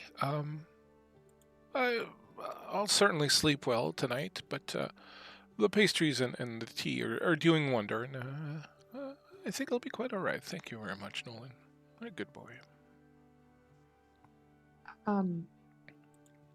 We did have to talk to you about something, though. Before we left, we learned some sort of upsetting information. Oh, It seems as though your illness here was it can be attributed to poison. How did you come about this prognostic? Nolan looks over at Bart. So the not Bartholomew, that's me. Burwell. Burwell. Burwell. Harris. When he was doing some tests, suspected some foul play, and we did a cursory investigation, not expecting to find much, but we know after an altercation that it was definitely orchestrated by Aklis, a follower of Midnight. Well, that certainly explains a few things. like me dying, for example. Yeah, that does explain it. Yeah. I'm sorry we Well, didn't say it sooner. I'm so sorry, IE. hmm, I no, don't like keeping secrets from you especially, but I thought it would be appropriate to share it everyone together. Jojo, say ah. Just Uh... food immediately. Just food immediately. I. Chew on that. It's fine, Jojo. I, I suspected something must have happened. The illness took me so suddenly, and well, it didn't feel like anything I'd ever felt before. I didn't know for sure that there was something like this, but I can't say that I'm very surprised. I've certainly made a long list of enemies. I've not sure I've encountered this Atlas before. Really?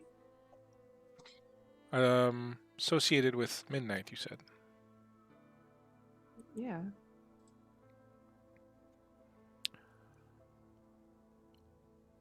Thing with midnight.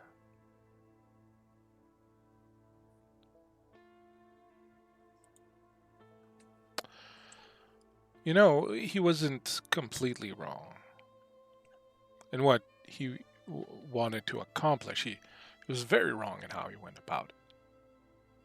But it is easy to see how the guard can have become a little complacent. We've been doing the same work for so long, and, well, we're supposed to be there to serve the mice. And I think often it becomes easy for some of the people in the guard to think they are above the rest of the mice when it's quite the opposite. We're here to serve them. As with any institution, rot can set in, and, well, there are good apples and bad apples, and, well, to want to change things is perfectly normal, and I think Midnight perhaps had some good points to make. Unfortunately, he chose to make them in a very, very wrong way. You don't fix something by breaking it. And that's where Midnight went wrong. But before all of that, a very long time ago, there was only the blacksmith. And he was handsome. He was handsome and he was kind and, well, he was just very nice. Just a very nice mouse. And I suppose what happened between us shouldn't have happened. But it did. Things happen. You have to remember, we were both very different mice back then. I didn't even know Bartholomew at that point. I just recently arrived in Lockhaven. Had just recently begun my own career as a mouse guard. I was barely out from under the wing of my mentor. It was lonely. I'd left my family behind in Driftwood so far away. And, well, as I said, he was a kind mouse. It didn't last very long.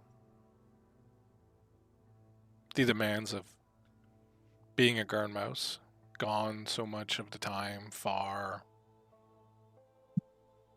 And him being the blacksmith.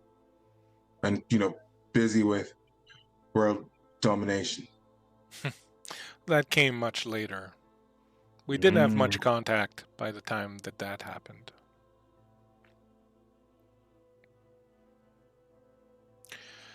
I guess perhaps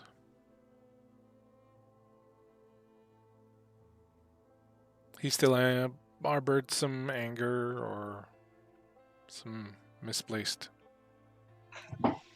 hatred, perhaps, towards me. I was the one who... Enough to murder you? Well, it does Like, seem a that's little extreme. Crazy. Well, it's not Midnight who tried to murder me. It's this. Yeah, but to have, I don't know, talked about things enough to get somebody to poison Oh, someone. goodness. Oh, oh no. Okay, listen. So what okay, this is just my guess. Sorry, Nolan. I have a thing. Yeah. Okay, what if he still thought of you fondly, and so his um devotee took that as a sign to take you out, as a sign of devotion and removing the competition, as it were. Oh, Blech. Blech. Possible. I don't even like the taste of that. Well, perhaps someone who could answer that question would be Aklis. Is that Mm. not right, Aklis? And you see out of the corner of your eye a shadow detaching itself from the other shadows around you. Bruh. Sounded like a soundbite. Oh my goodness.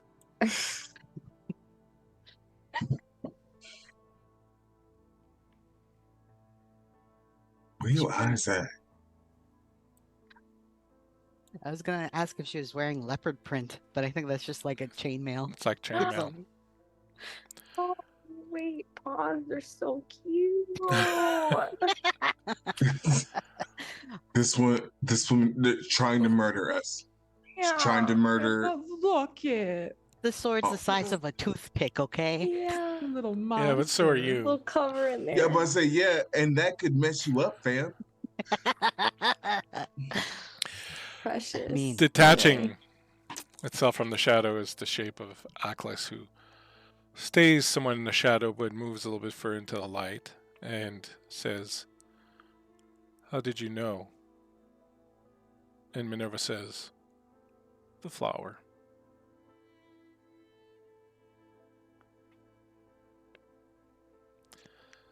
I guess having your trainee bring you a violet asphodel was a little bit on the nose. Minerva says, "You mean the flower that symbolizes poison?" I guess I wanted to give your little trainee a bit of a chance.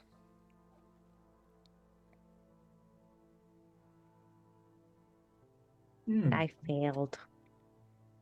No, Oh, that's- God. You can't Why? fail a test you didn't know you were taking. That's not how that works. That's literally life. No, you're fine, Jojo. That's so negative. Stop that. Aklis says, "I was told the poison had failed, but I see I needn't have worried. You're just a much tougher mouse than I had thought. The end still comes for you after all." Why did you do it? Was I right?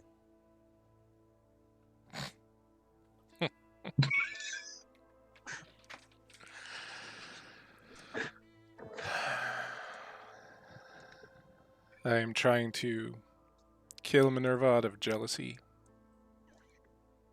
because Yeah.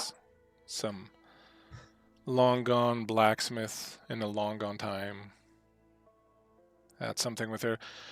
Midnight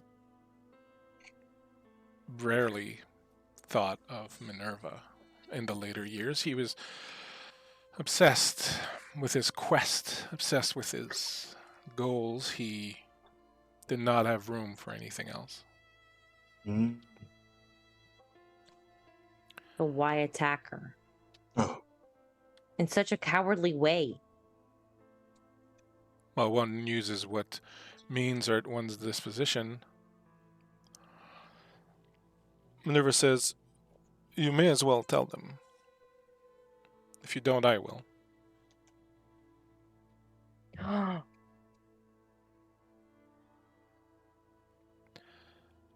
And Aklis steps a little bit further into the light and reaches up and pulls down her scarf. And there is a very, very clear family resemblance between her and Minerva. Bella?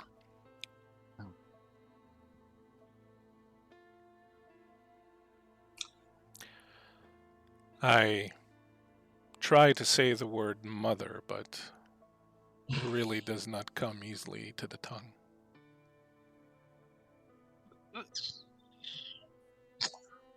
So again, I guess, why? I guess Aklis feels that I was derelict in my duties as a mother. You see, when I was carrying her, I had to make a decision between being a mother and a blacksmith's wife and, well, being a mouse guard. And I chose the latter. Of course, I could not bring myself to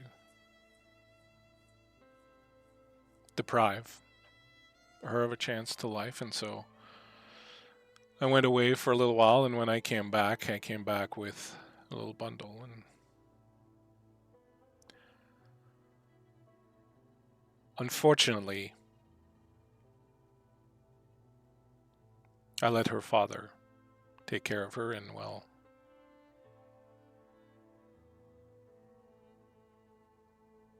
we see where that has taken us.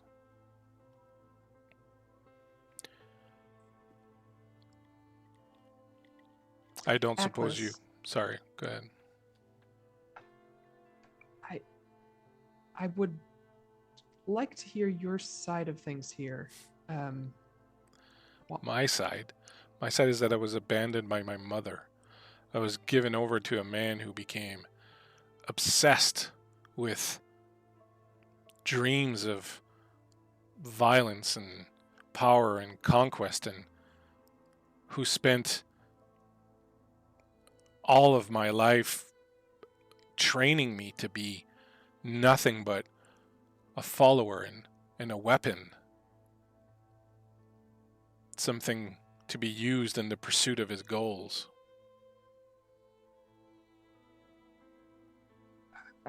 So you don't want to be a weapon, but you are murdering your mother. I mean, a conversation wouldn't do. Why now? Because it would be one thing to have been rejected once.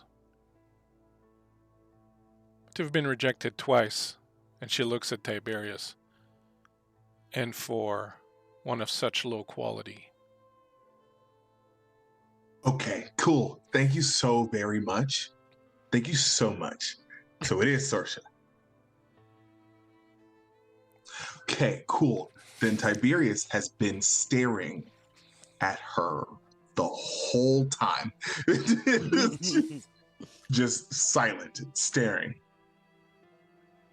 Sorsha is the name that I gave her when she was born.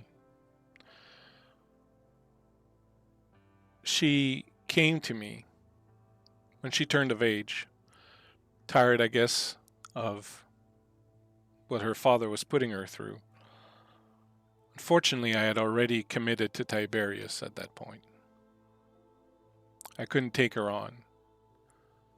She didn't understand. I said I could find her somebody else who would teach her, train her, bring her into the guard, bring her into the fold. But that was just another rejection. That's all that was. You didn't want me. You wanted him. You knew he was nowhere as skilled and talented as I was. And on top of that, I was your very own daughter. And you still chose him, a strange mice, over me. I had taken Tiberius I had given him my oath that I would train him. And it broke my heart. It broke my heart to have to say no to you. But if you'd have stayed, we could still have gotten to know each other. You could have studied under somebody else, and we would still have been in Lockhaven together. And everything that happened with your father might not have happened. My father was going to do what he did anyways. He was way too obsessed with it. So, let me get this straight. Your daughter came to you looking to be trained. You said no, tried to give alternatives, but in the end, you trained neither of us. Is that what you think? That I failed you also in your training, Tiberius? You were there, but you weren't present. Not for most of it. I'll admit, I was distracted at first because in the wake of Sorsha coming back and then leaving again, I was a little distracted. But if you think that I had no interest in your trainer or in you, that's not the case. Anyone can learn how to fight with a sword, or track a fox, or maintain a scent barrier. What can't be taught are compassion, kindness, and selflessness. And you already had those in spades. There was simply nothing left for me to teach you at that time. Experience would teach you everything else you needed to know. You already had what mattered most. And Then look here. You could have let me go. Taken her on. I started training with Bart. Once you make a promise, you keep it. And here around you, you have 3 mice who never once doubted you belonging with them and who took comfort in your compassion.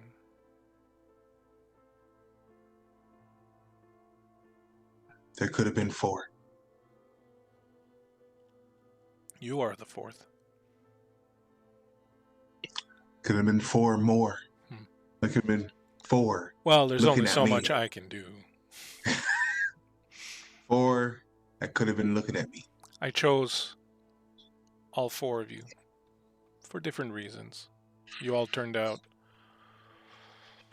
pretty much exactly as I thought or wanted or expected. You, Bartholomew. I was young. I thought you forged a sword by hammering it into shape. I was wrong. You must hammer it, yes, but you must also temper it and hone it and polish it and treat it with kindness. I was a mentor to your brothers, but in reality you were mine. For without knowing it, you taught me what I needed to know about being a mentor and a teacher and a guide. Without you, I never would have been able to teach the others. You taught me that. Here, you have 3 reasons to believe that people can change for the better, and to perhaps let go of the anger you keep inside. They need you now. You're the greatest of them all. You're the leader. You need to teach them, as you taught me, that strength without compassion is rigid steel without tempering that breaks all too easily. And you, Nolan, your worth is not dependent on what others think it to be. But if you need a mirror to remind you of what a wonderful mouse you are, look in your brothers' faces. See how they have respect and love for you. I wasn't too easy on you. I may have erred a little, but better to err on the side of compassion than on the side of ruthlessness. I never gave you anything you didn't earn. Now it's up to you to show the rest of the world. You have the power to change how they see you through your actions. Here you have 3 mice who respect you. You can be the 4th, and after will come a 5th and a 6th. One at a time, perhaps, but that's how we get somewhere. It sounds to me like you only showed me compassion out of guilt for how you treated Bart. Perhaps a little. That doesn't feel great. Do you understand that? Learning takes time. You don't run a whetstone once across a blade to get it sharpened. You run it several times. With Bard, I began to learn what being a teacher and a mentor was about, and with you, I got to refine that process. I know that we're all just mice, and it takes a while to learn and to grow, but you need to understand that I question the kindness of others now. I don't know what's real.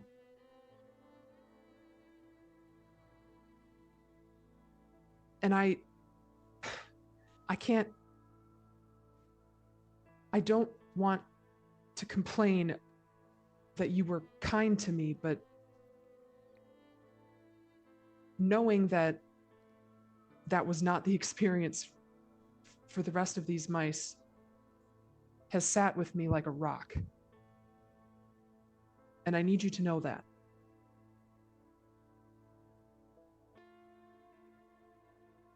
I hear you. I can only say I'm sorry. I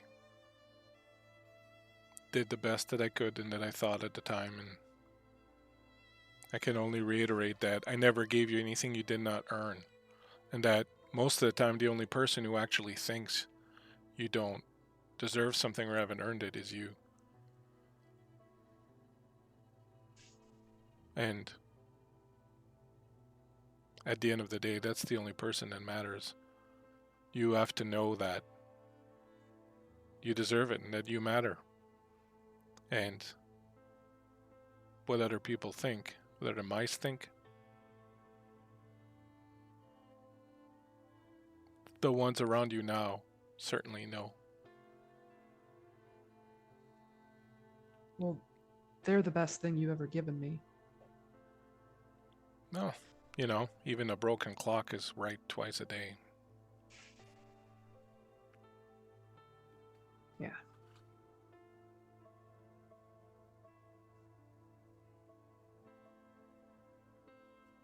You all right, Bart?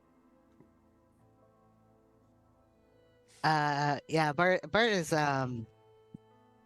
obviously been silent this entire time. I think that after this little thing with Nolan, I think Bart's just going to try and bring Nolan into a hug, and I don't know if Nolan accepts, and we'll also Yes. say I'm sorry that I wasn't there for you either. I was there for Ty, but I'm sorry. You learned It's too. all right. Yeah. So, Minerva, should be known, I'm not looking for you to be perfect, because none of us are. That's absolutely no fun. But thank you for acknowledging that, even though you did your best, we were affected in ways both good and not so good. And I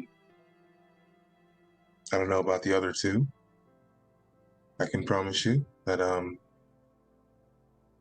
we'll make sure that JoJo's training gets complete. We've done good so far. It's a good soul in there. I want to also I Jojo, I want to motion for Jojo to speak if they want at any point. But I also want to extend an arm to a little mouse arm to Sorsha. And do you want to come with us to Driftwood? Just like that.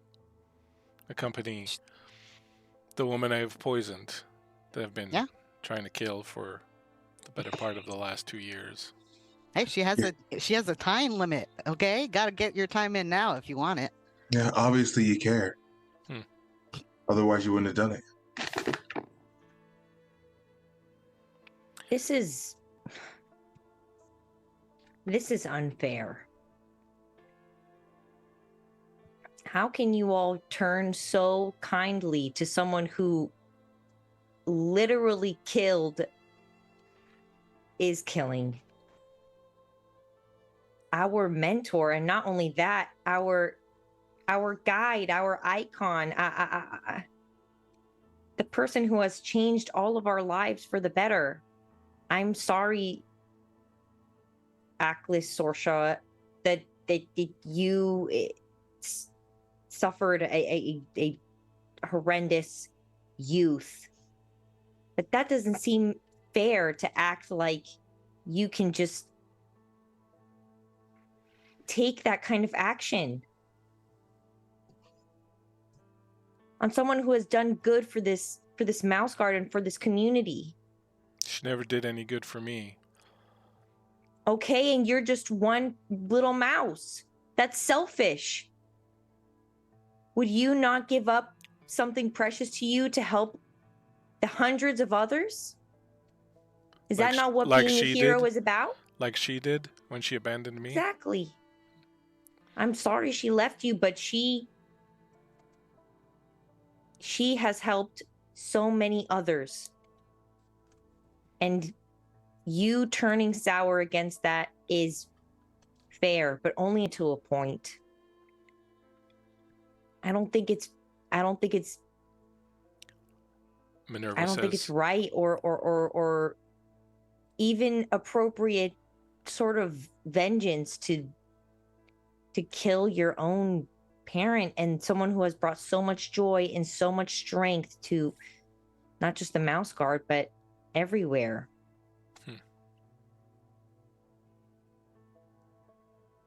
She's just a mouse. You keep mentioning she's an idol. She's a monolith of some sort. She's just a mouse. And you are very young.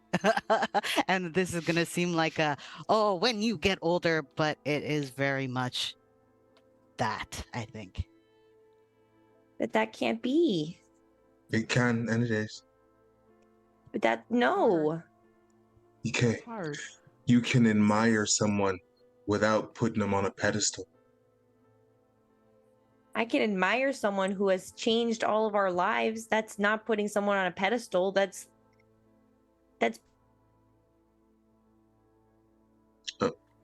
You called her an icon. Oh no. He's Jojo. She's mothering right now or something. Jojo. A mouse, at the end of the day,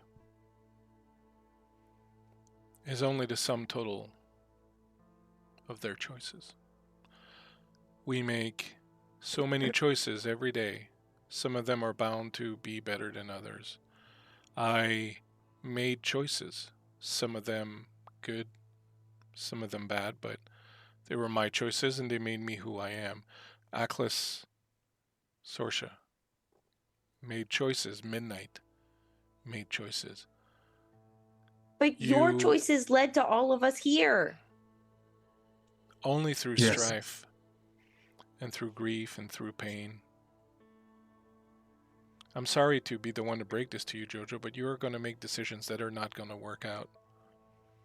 If I can simply point out, after most of the other mice had refused to take you on, you turned around and left.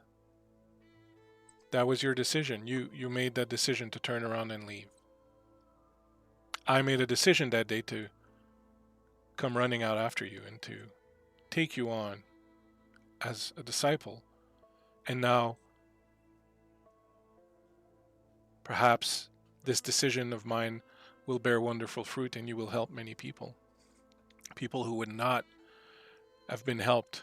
People who would not have been saved because you had decided to leave. If you had to live out the consequence of that decision, all we can hope for is that the moves that we make that are not so stellar are compensated for by the better moves of others around us, and that is why we need our family and we need our friends and we need to be close to each other, so that when we do have a weakness, when we do have a moment of failure, someone else is there to help us along, as you've been helping me along for these past few weeks when I've been too weak to even bathe myself or feed myself.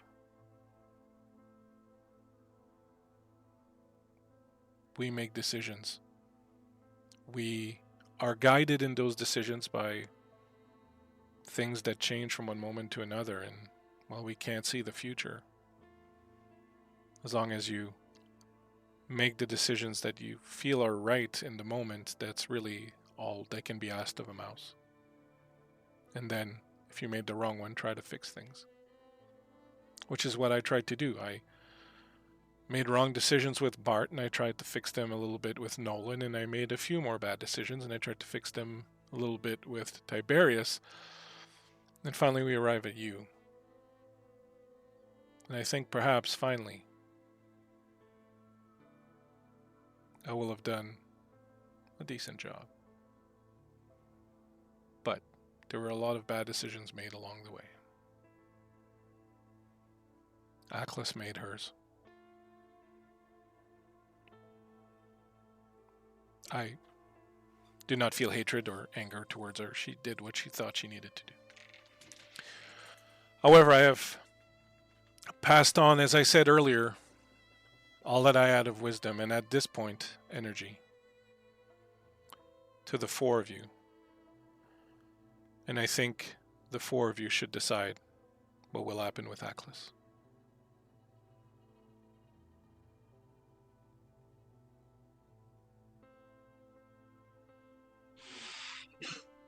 Well,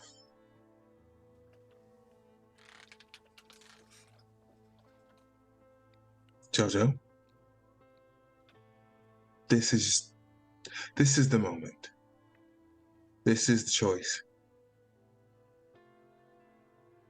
Do you pursue this? Have Aklis meet the justice that she quite clearly deserves? Or do you let it go, forgive, and move on? Because, let's be honest, if you don't, it'll stay with you. Like a rock in the pit of your stomach for the rest of your life.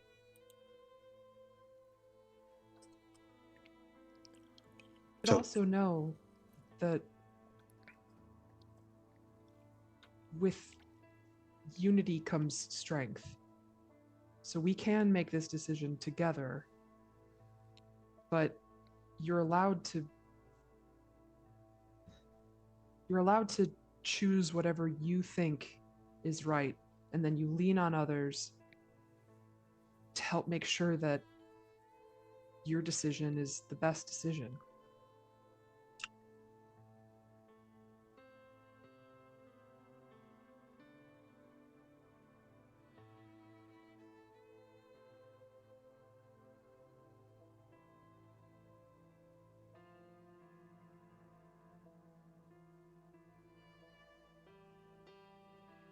Don't want her to die.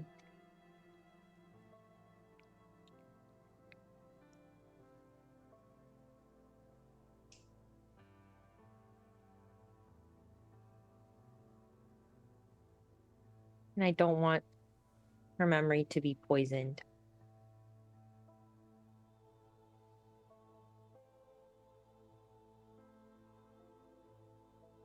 So I'll lean on you all now.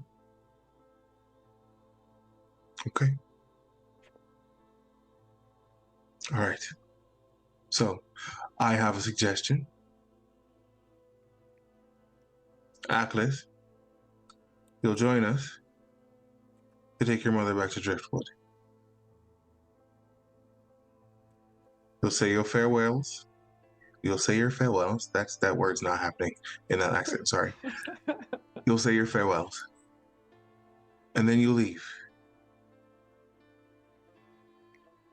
We will not pursue you, but if we see you again, we will take you to jail. Does that seem fair? I can't promise that I'm gonna follow through with that. You might. I will. I was a suspect for a reason, okay? By the way, Minerva, I was also a suspect.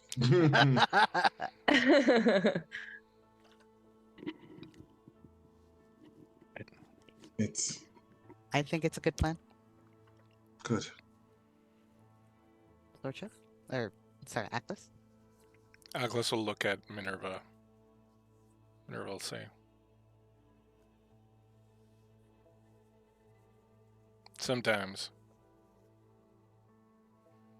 the student outstrips the master. I have nothing to add. Sir shall look at all of you. She'll say,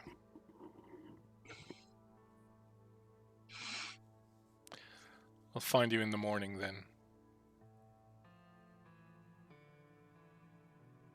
And she'll pull her scarf back up and turn back into the shadows. And be gone. Well, Should we have that was told her about the eventful. weasels? What'd you say? I said, should we have told her about the weasels? No. Sure, she's resourceful. She'll be fine. Okay. Probably knows. I hope. Hey, Joe, I'm Mhm. proud of you. This Yeah. sucks. This is like really shitty shit. Yeah, But this is a big we're choice. doing Yeah. yeah. And I'm I'll proud take of a all pie of you. now. Sorry. Me too.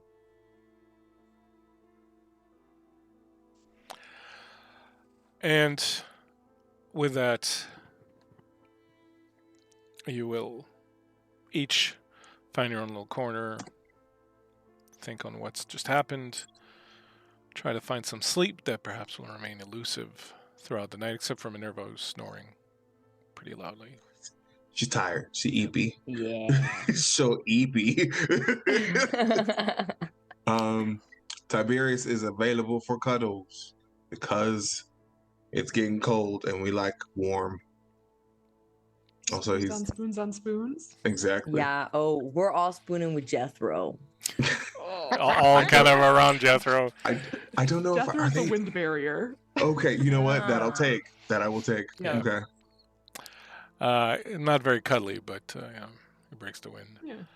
In the morning, you will So awaken to smooth. see a cover of freshly fallen snow that has, during the night, fallen and covered everything around you. You will have a breakfast of what remains of the wonderful things Tiberius has cooked, or baked, rather. And perhaps without talking too much, you will fit everything back into the little wagon and start heading out. You will, at some point, be aware of someone following you a little bit in the distance, out in the cold. A little bit of a shadowy figure who follows. Eventually, around midday, you will arrive at a spot which on the map is marked with a B. When you go into the little valley and through little copse of wood, you emerge into a wide open area. You can see that even with the little bit of snow that has fallen, you can see that the reeds are overgrown, the grass is very tall. You can see the remains of honey hives, beehives here and there, but they're all completely overgrown with thorn bushes. Everything is covered with a dusting of snow and ice. It really looks like it's been a very long time, several years, if not even a decade or more, since there have been bees here. You will pull up in the wagon, and Minerva will ask you to help her to sit up, and you will bring down the little cover so that she can look. She will take some time to look out over this, which, as I said, is long past a time when it was producing honey or doing anything. After a while, it's kind of getting cold. There's a bit of a wind that has picked up, and darkness is sort of coming on, and you can see Aklis is still sort of sitting up by a tree nearby and looking down at everything. It's kind of getting cold and dark, and you start to think that maybe it might be time to move on if you want to make Driftwood before the night falls.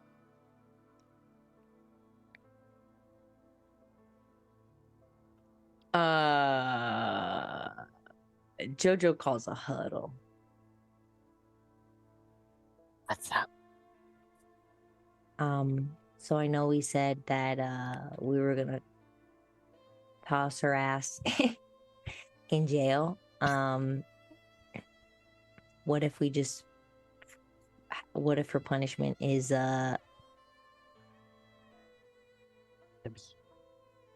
fixing? Yeah, I mean, it's her ancestry, right? That would require a great deal of follow-up on our part. I'm not saying I'm not willing to do it. I'm just saying that's some upkeep. I mean, think about the honey you could get, though. Again, I said it's not that I'm not willing to do it. I'm just making sure we are understanding the amount of,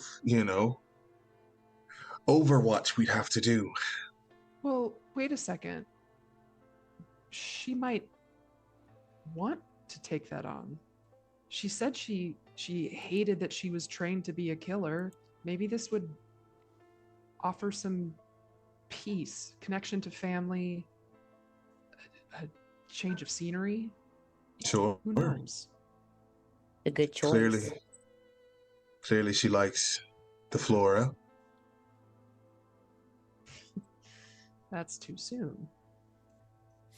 Oh, I meant the flower, but no, that's fair. It's fair. Well, it's not too soon, it's too early, I think, technically. Oh, yeah. is that bad? I don't know. I just really don't know anymore. It's a weird space, yeah. It is. It's very weird. Oi, Sorsha!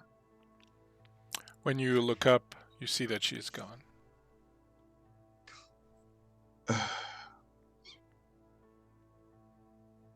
That part, that's gonna get real annoying. Real quick. I just needed everyone to know that. I don't mind keeping up on her. If this is what she wants to agree to do.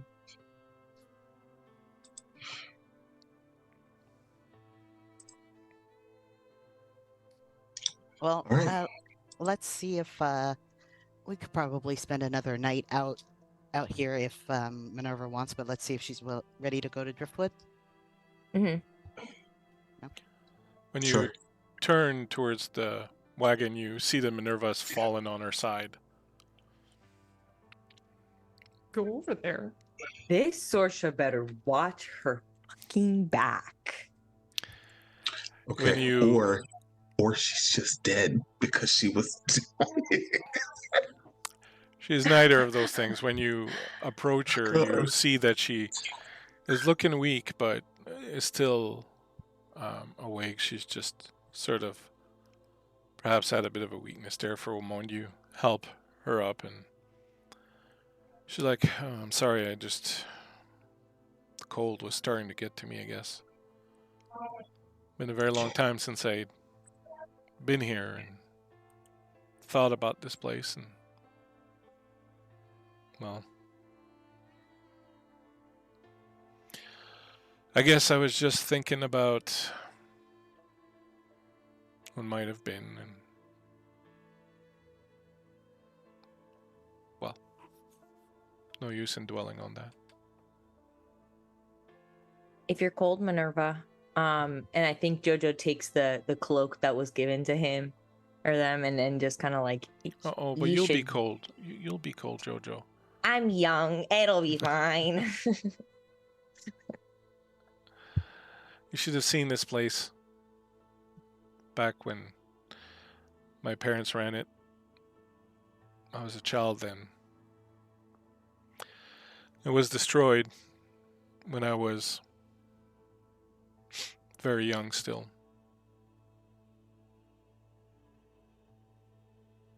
That's why I left to go to Lockhaven.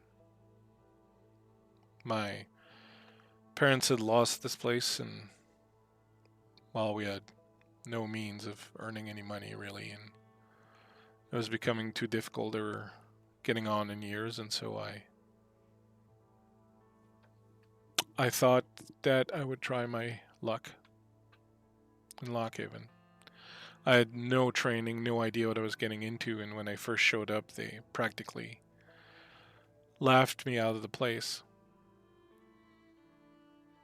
No one would take me on, she says as she looks at Jojo. I turned around.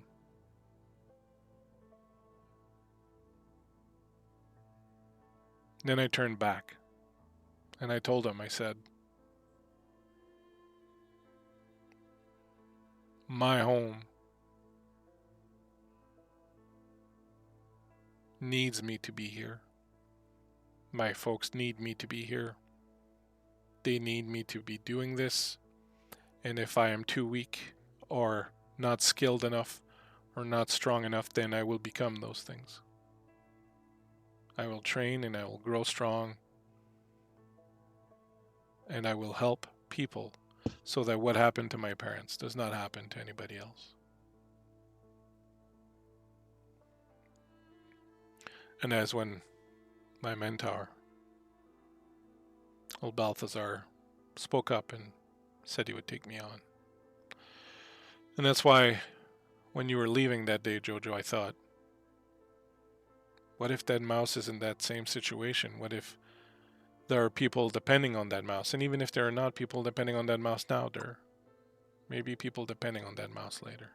And that is why I went after you. I have something for you. Would you get me the chest over there? At once. You bring the chest over.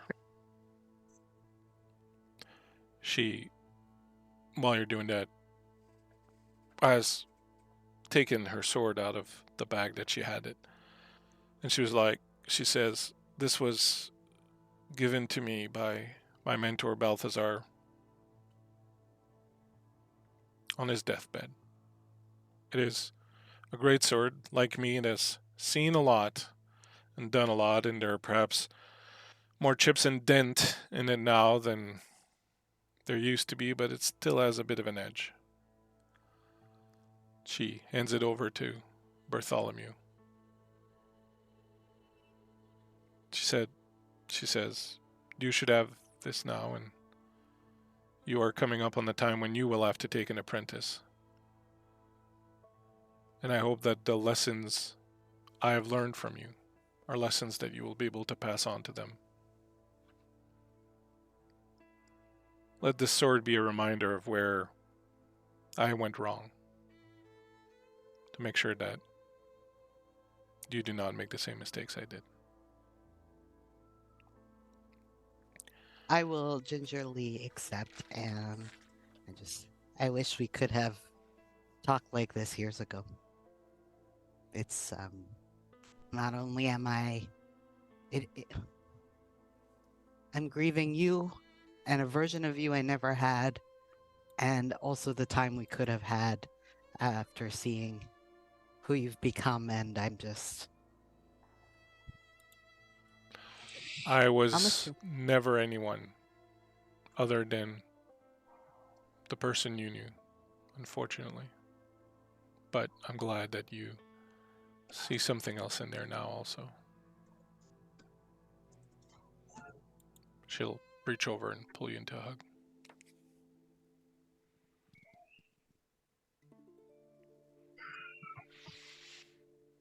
Uh, yeah. Jojo.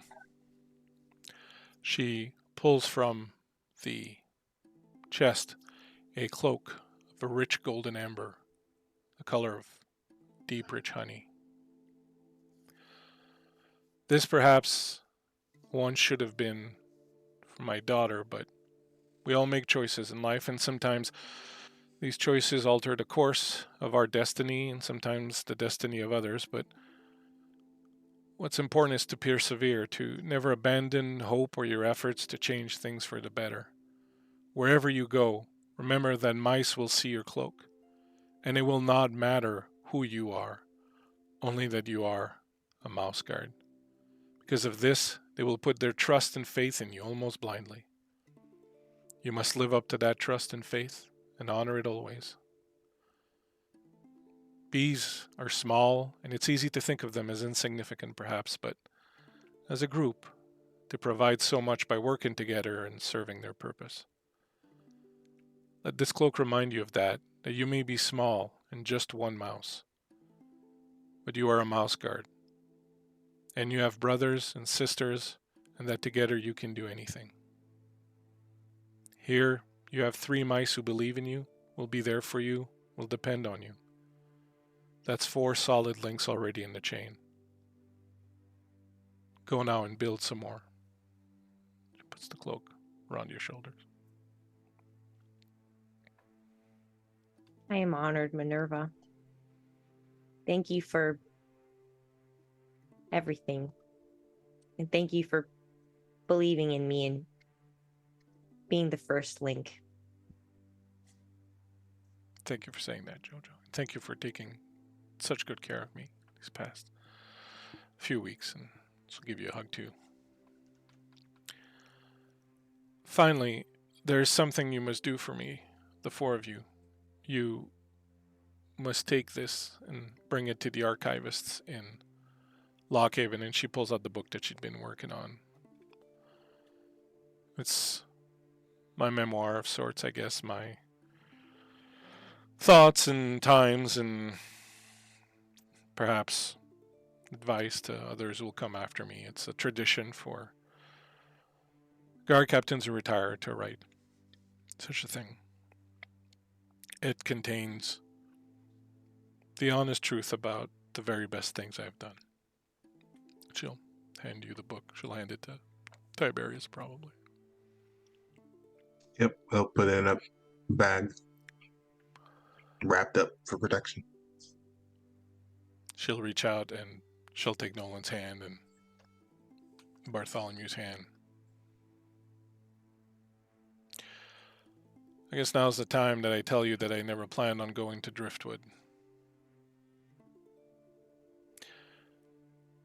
Who I was before died here when this place was destroyed and made me who I am now, and well, it's only fitting that I should end my days here among what is left of my family's ancestral grounds. I don't suppose it'll be very long, but if you would keep me company and perhaps build a fire, perhaps we could wait together.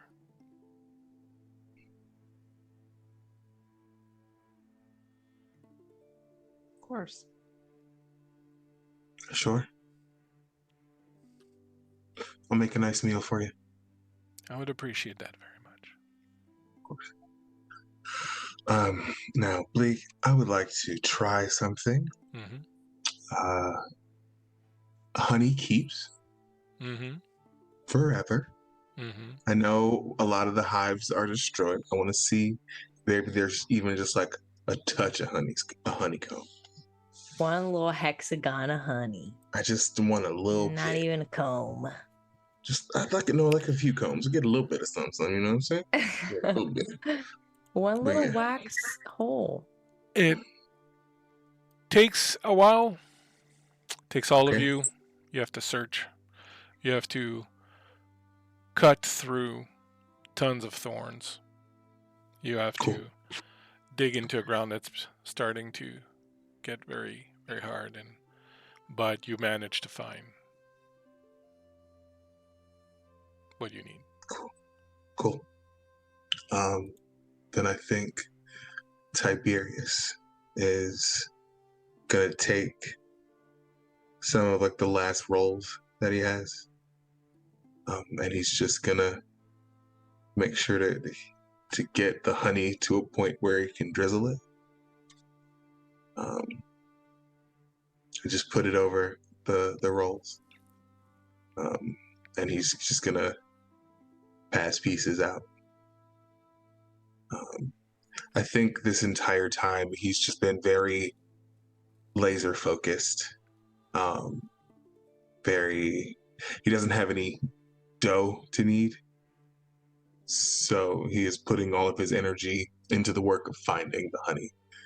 And so it's only when he breaks apart the last piece of the bread that any of you can see like tears forming in his eyes, and he doesn't say anything about it. He just hands over the bread and then sits down. And you all partake of the honey and the rolls, and it is absolutely delicious. And Minerva's got some all over her whiskers. And at the end, as you're finishing the meal and are kind of cleaning up, she'll say, well, that brings back memories. Some of the happier ones. Thank you, Tiberius. Anytime. My grandfather always said this was honey worth dying for.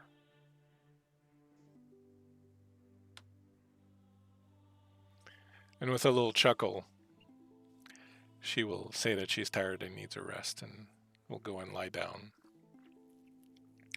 I assume you'll stand watch most of the night, and Yeah.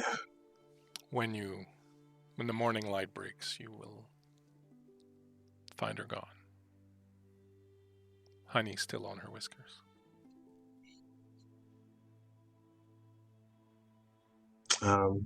She had her cloak, yeah? Mm-hmm. Okay. Wrapped up in that.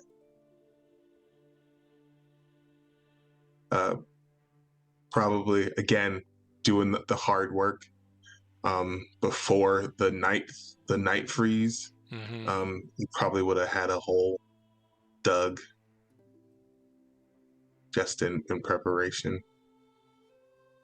Somewhere amidst all of the hives, like sort of in the center of it all.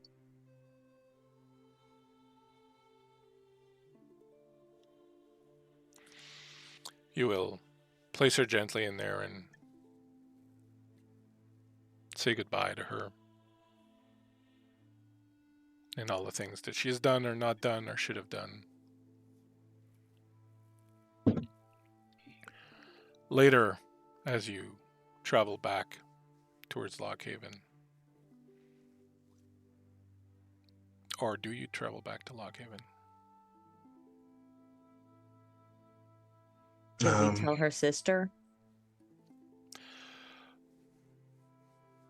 There is that, and Driftwood. I mean, I think we can give it some more time to see if the bridge is fixed. So, hanging out in Driftwood for a bit, letting her sister know, and then going to Tender, and then that'll give us time so that we don't have to traverse. Yeah. Because going We can up, talk to right? we can talk to Captain Dunwell too. Mm-hmm. Oh, Beth. Oh, There you go. you can hear me? Okay. Yeah. I think Nolan would find comfort in seeing Driftwood, hopefully as maybe Minerva saw it. I think that would, I don't know, do a little something for his heart to see the town. Okay. Can you each in turn give us then a little look ahead and what will become of each of your little mice in the years to come? What will they seek to do or accomplish? Where would they go? What will become of them?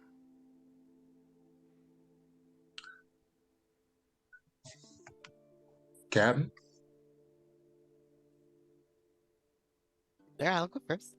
Uh, so I think Bart, uh, takes a little bit of a sabbatical, I think, after finally returning. Um, and then he had the only person he ever kind of menteed was Tiberius, but that was in an unofficial capacity. So I think once he gets back and takes some time, I think he does eventually start mentoring young mice. Wow, that's also gonna make me cry too. I'm just gonna keep crying. You Um, okay? You okay, Kay? yeah, absolutely. I'm having a great time, but also crying. It's Yes. uh but yeah, so he starts to mentor young mice. I think he also um tries to make it a regular thing to go back to the apiary, and every he goes back and regularly tries to like clean up a little bit. He doesn't know much about. I think we're all gonna go, maybe. Anyway, so yeah, that's Bart. I think that he will give this sad sword that he received to someone else not on his deathbed. That is going to be the next generational curse he'll break. But yeah, that's where Bart's gonna go. Very good. Excellent. Next in order of seniority then would be Nolan. Yeah. So Nolan, I think, understands the importance of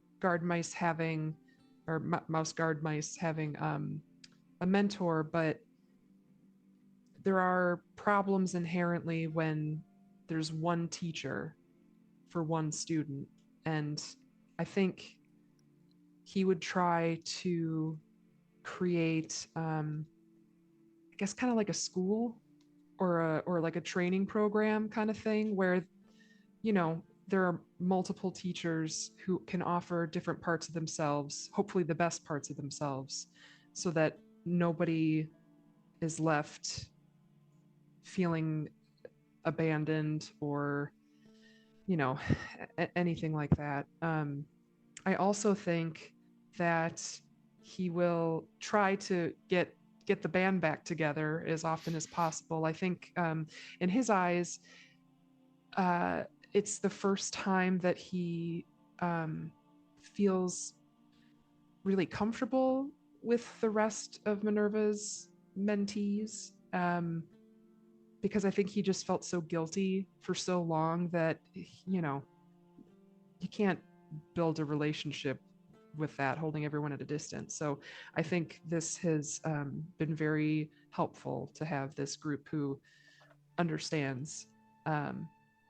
And then also, since Nolan's a hunter, one of the things that I actually wrote down as one of my goals was to catch the legendary whisker spike fish, which is just a really big catfish, but it's a fish of legend. So that's a goal, maybe in retirement. Nice. Excellent. Yeah. Tiberius. So, as he mentioned, Tiberius is not one for city life. And also the idea that Jojo had about the apiary stuck with him, especially after having the night with Minerva. And so I think realizing what Minerva said, he's going to take a different approach to the sort of mentoring that he does. And I would love to sort of tie this in with Nolan. I would say that he would have fought to have a training program in Driftwood and have the mentees work on the apiary. Like, we've been working to restore it. Like, showing that, yes, combat training is important. Anyone can learn to be taught a sword, but there are more important values that need to be taught. And you can do that with like the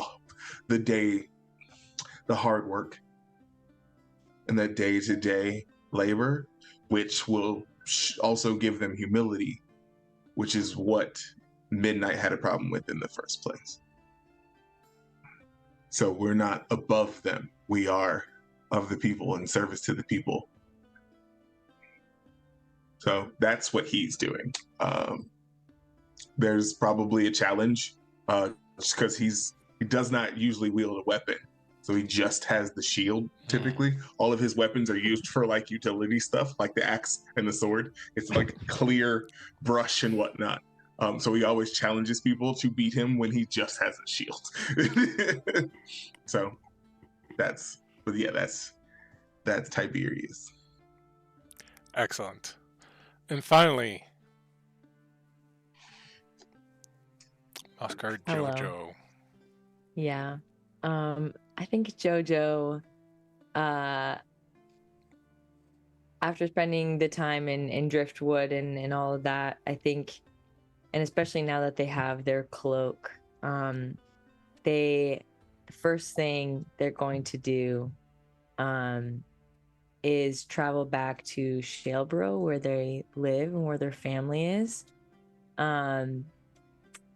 Because also one of the goals I had written down was to remake a name in the Mouse Guard for their family.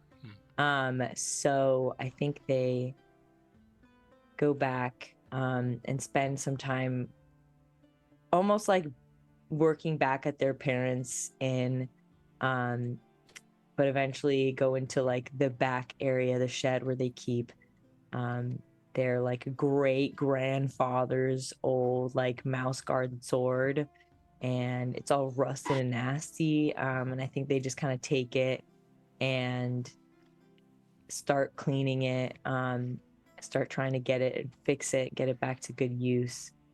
And similarly to what everyone else was saying, I think they commit to like a yearly pilgrimage from wherever they are to Driftwood, always stopping by the apiary, helping with the students there, cleaning up as needed, eating a lot of honey pies and stuff. And I think they saw how they were always looking up at Tiberius and Nolan and Bart and Minerva. And I think their goal in life is to become like a mouse guard captain. They want to like continue the tradition of being able to lead, being able to teach, and then being able to pass on everything that they've learned as well. It's gonna take a while to get there, but you know, that's a new goal of theirs. And do you keep Jethro? Oh, Jethro's mine. Jojo definitely becomes the mouse that rides into a battle on a beetle. 100%. J&J, you know how it is. God. Awesome. And the last thing will be when you finally do arrive in Lockhaven, whenever you do get there and you bring the book to the archivists and you pull it out and you unwrap it from the oilcloth cover it was wrapped in. you will see that the title of the book, the memoir by Minerva, the title is Four Very Fine Mice. How dare you, though? but how dare you? And on that note, we will end this elegy, this mouse guard tale of ours. Is everybody okay?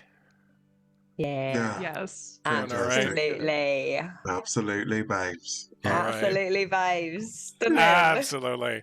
Thank you so much. That was astounding. You're all so good. I don't get misty easy, but I got misty there. So, kudos to you, because Besanki will tell you I'm tough. I'm tough. Fantastic. Thank you so much for your wonderful play, for participating in this, for your time, for everything that you've done for this. I greatly appreciate all of you. You're so talented. You're so wonderful. All absolutely wonderful human beings. Let's go around and tell us who you are, what you got going on, anything you want to plug. Now's the time. We will go around the same order that we did earlier today. We will begin with Q. Hello. Hi, I'm Q. You can find me at pretty much every social media platform I have access to. Blue Sky, I'm looking at you. At midnight_Inc. That is INQ. Q is my name. I'm sure you get it. I got things going on. Do I? Yes, I do. This week is Rega. We don't have Cold Iron this week, which makes me sad, but also excited. Rega is on Thursday at Tales from the Table Studios. We also have next Tuesday Cold Iron. And then the Thursday after that is Redacted. That one is, those are both live from the apocalypse. I am playing an absolute monster, or at least I was. Now I'm playing a different monster because it's a wild time, gang. Like it makes sense and it doesn't at the same time, and we're here for it. I've got other projects coming down the pipe, so just keep eyes On the prize. Exactly. I am the prize. I'm a treat. I'm a snack. Thank you so much. Thanks for playing, Q. You were absolutely wonderful. Oh my God. Really appreciate it. Thank you so much. Thank you so much for having me. This was a great time. We'll thank JD for the recommendation. Next up, another JD recommendation. I don't know if JD drinks, but I'm going to have to buy them a drink. Raph. Hi, I'm Raph. I cried. Anyway, what do I have going on? Tomorrow, I will be at Live from the Apocalypse. We're going to be playing our homebrew D&D game. It's an isekai-themed game where we were high school students from Ohio in the 90s. We got transported to a D&D realm, and it's 10 years later, and this mystery's afoot. And then nothing until nothing until next Tuesday, which is Cold Iron, our Changeling the Lost game based in an alternate universe USSR. It's wild. It's spooky. And then also next week, Redacted. You already mentioned it, but I'll keep talking about it because JD runs that game. And it is JD's homebrew game called Synchronicity. Yeah. About reliving the not trauma, but the absolute shit show of choices that was your past lives, trying to make a better decision this time, but probably not because we're all terrible. Oh God, all the worst. It's so good. So bad. Anyway, there's some more stuff happening later, but thank you, Bleak, for having me here. It was so much fun. I didn't expect to get so emotional, but it was so wonderful and I loved it. Cool. I'm so happy. In the end, the pleasure is mine. Thanks so much, Raph. And you brought it. Jojo was the MVP. I'm down with that.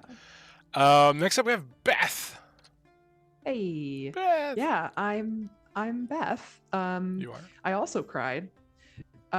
You can find me on the socials at Beth Masco, and then also over on the Wanderer's Haven Twitch channel. We've got some pretty fun stuff coming up. Namely, tomorrow is my Barbie one shot. It is a D&D 5th edition Barbie themed something. So we'll see how that goes. I'm very much looking forward to it. We've got some really great folks playing in it, so you should definitely check it out tomorrow at 8 p.m. Eastern. And then on Wednesday, I'm playing in the last game of the current Ystera arc that Miko, the OKSGM, runs.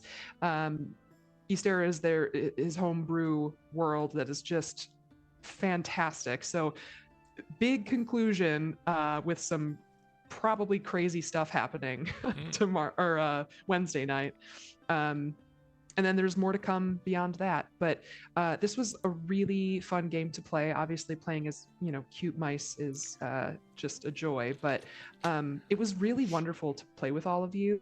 It was obviously things got emotional and deep and everything, and I think it was easy because you're also freaking good.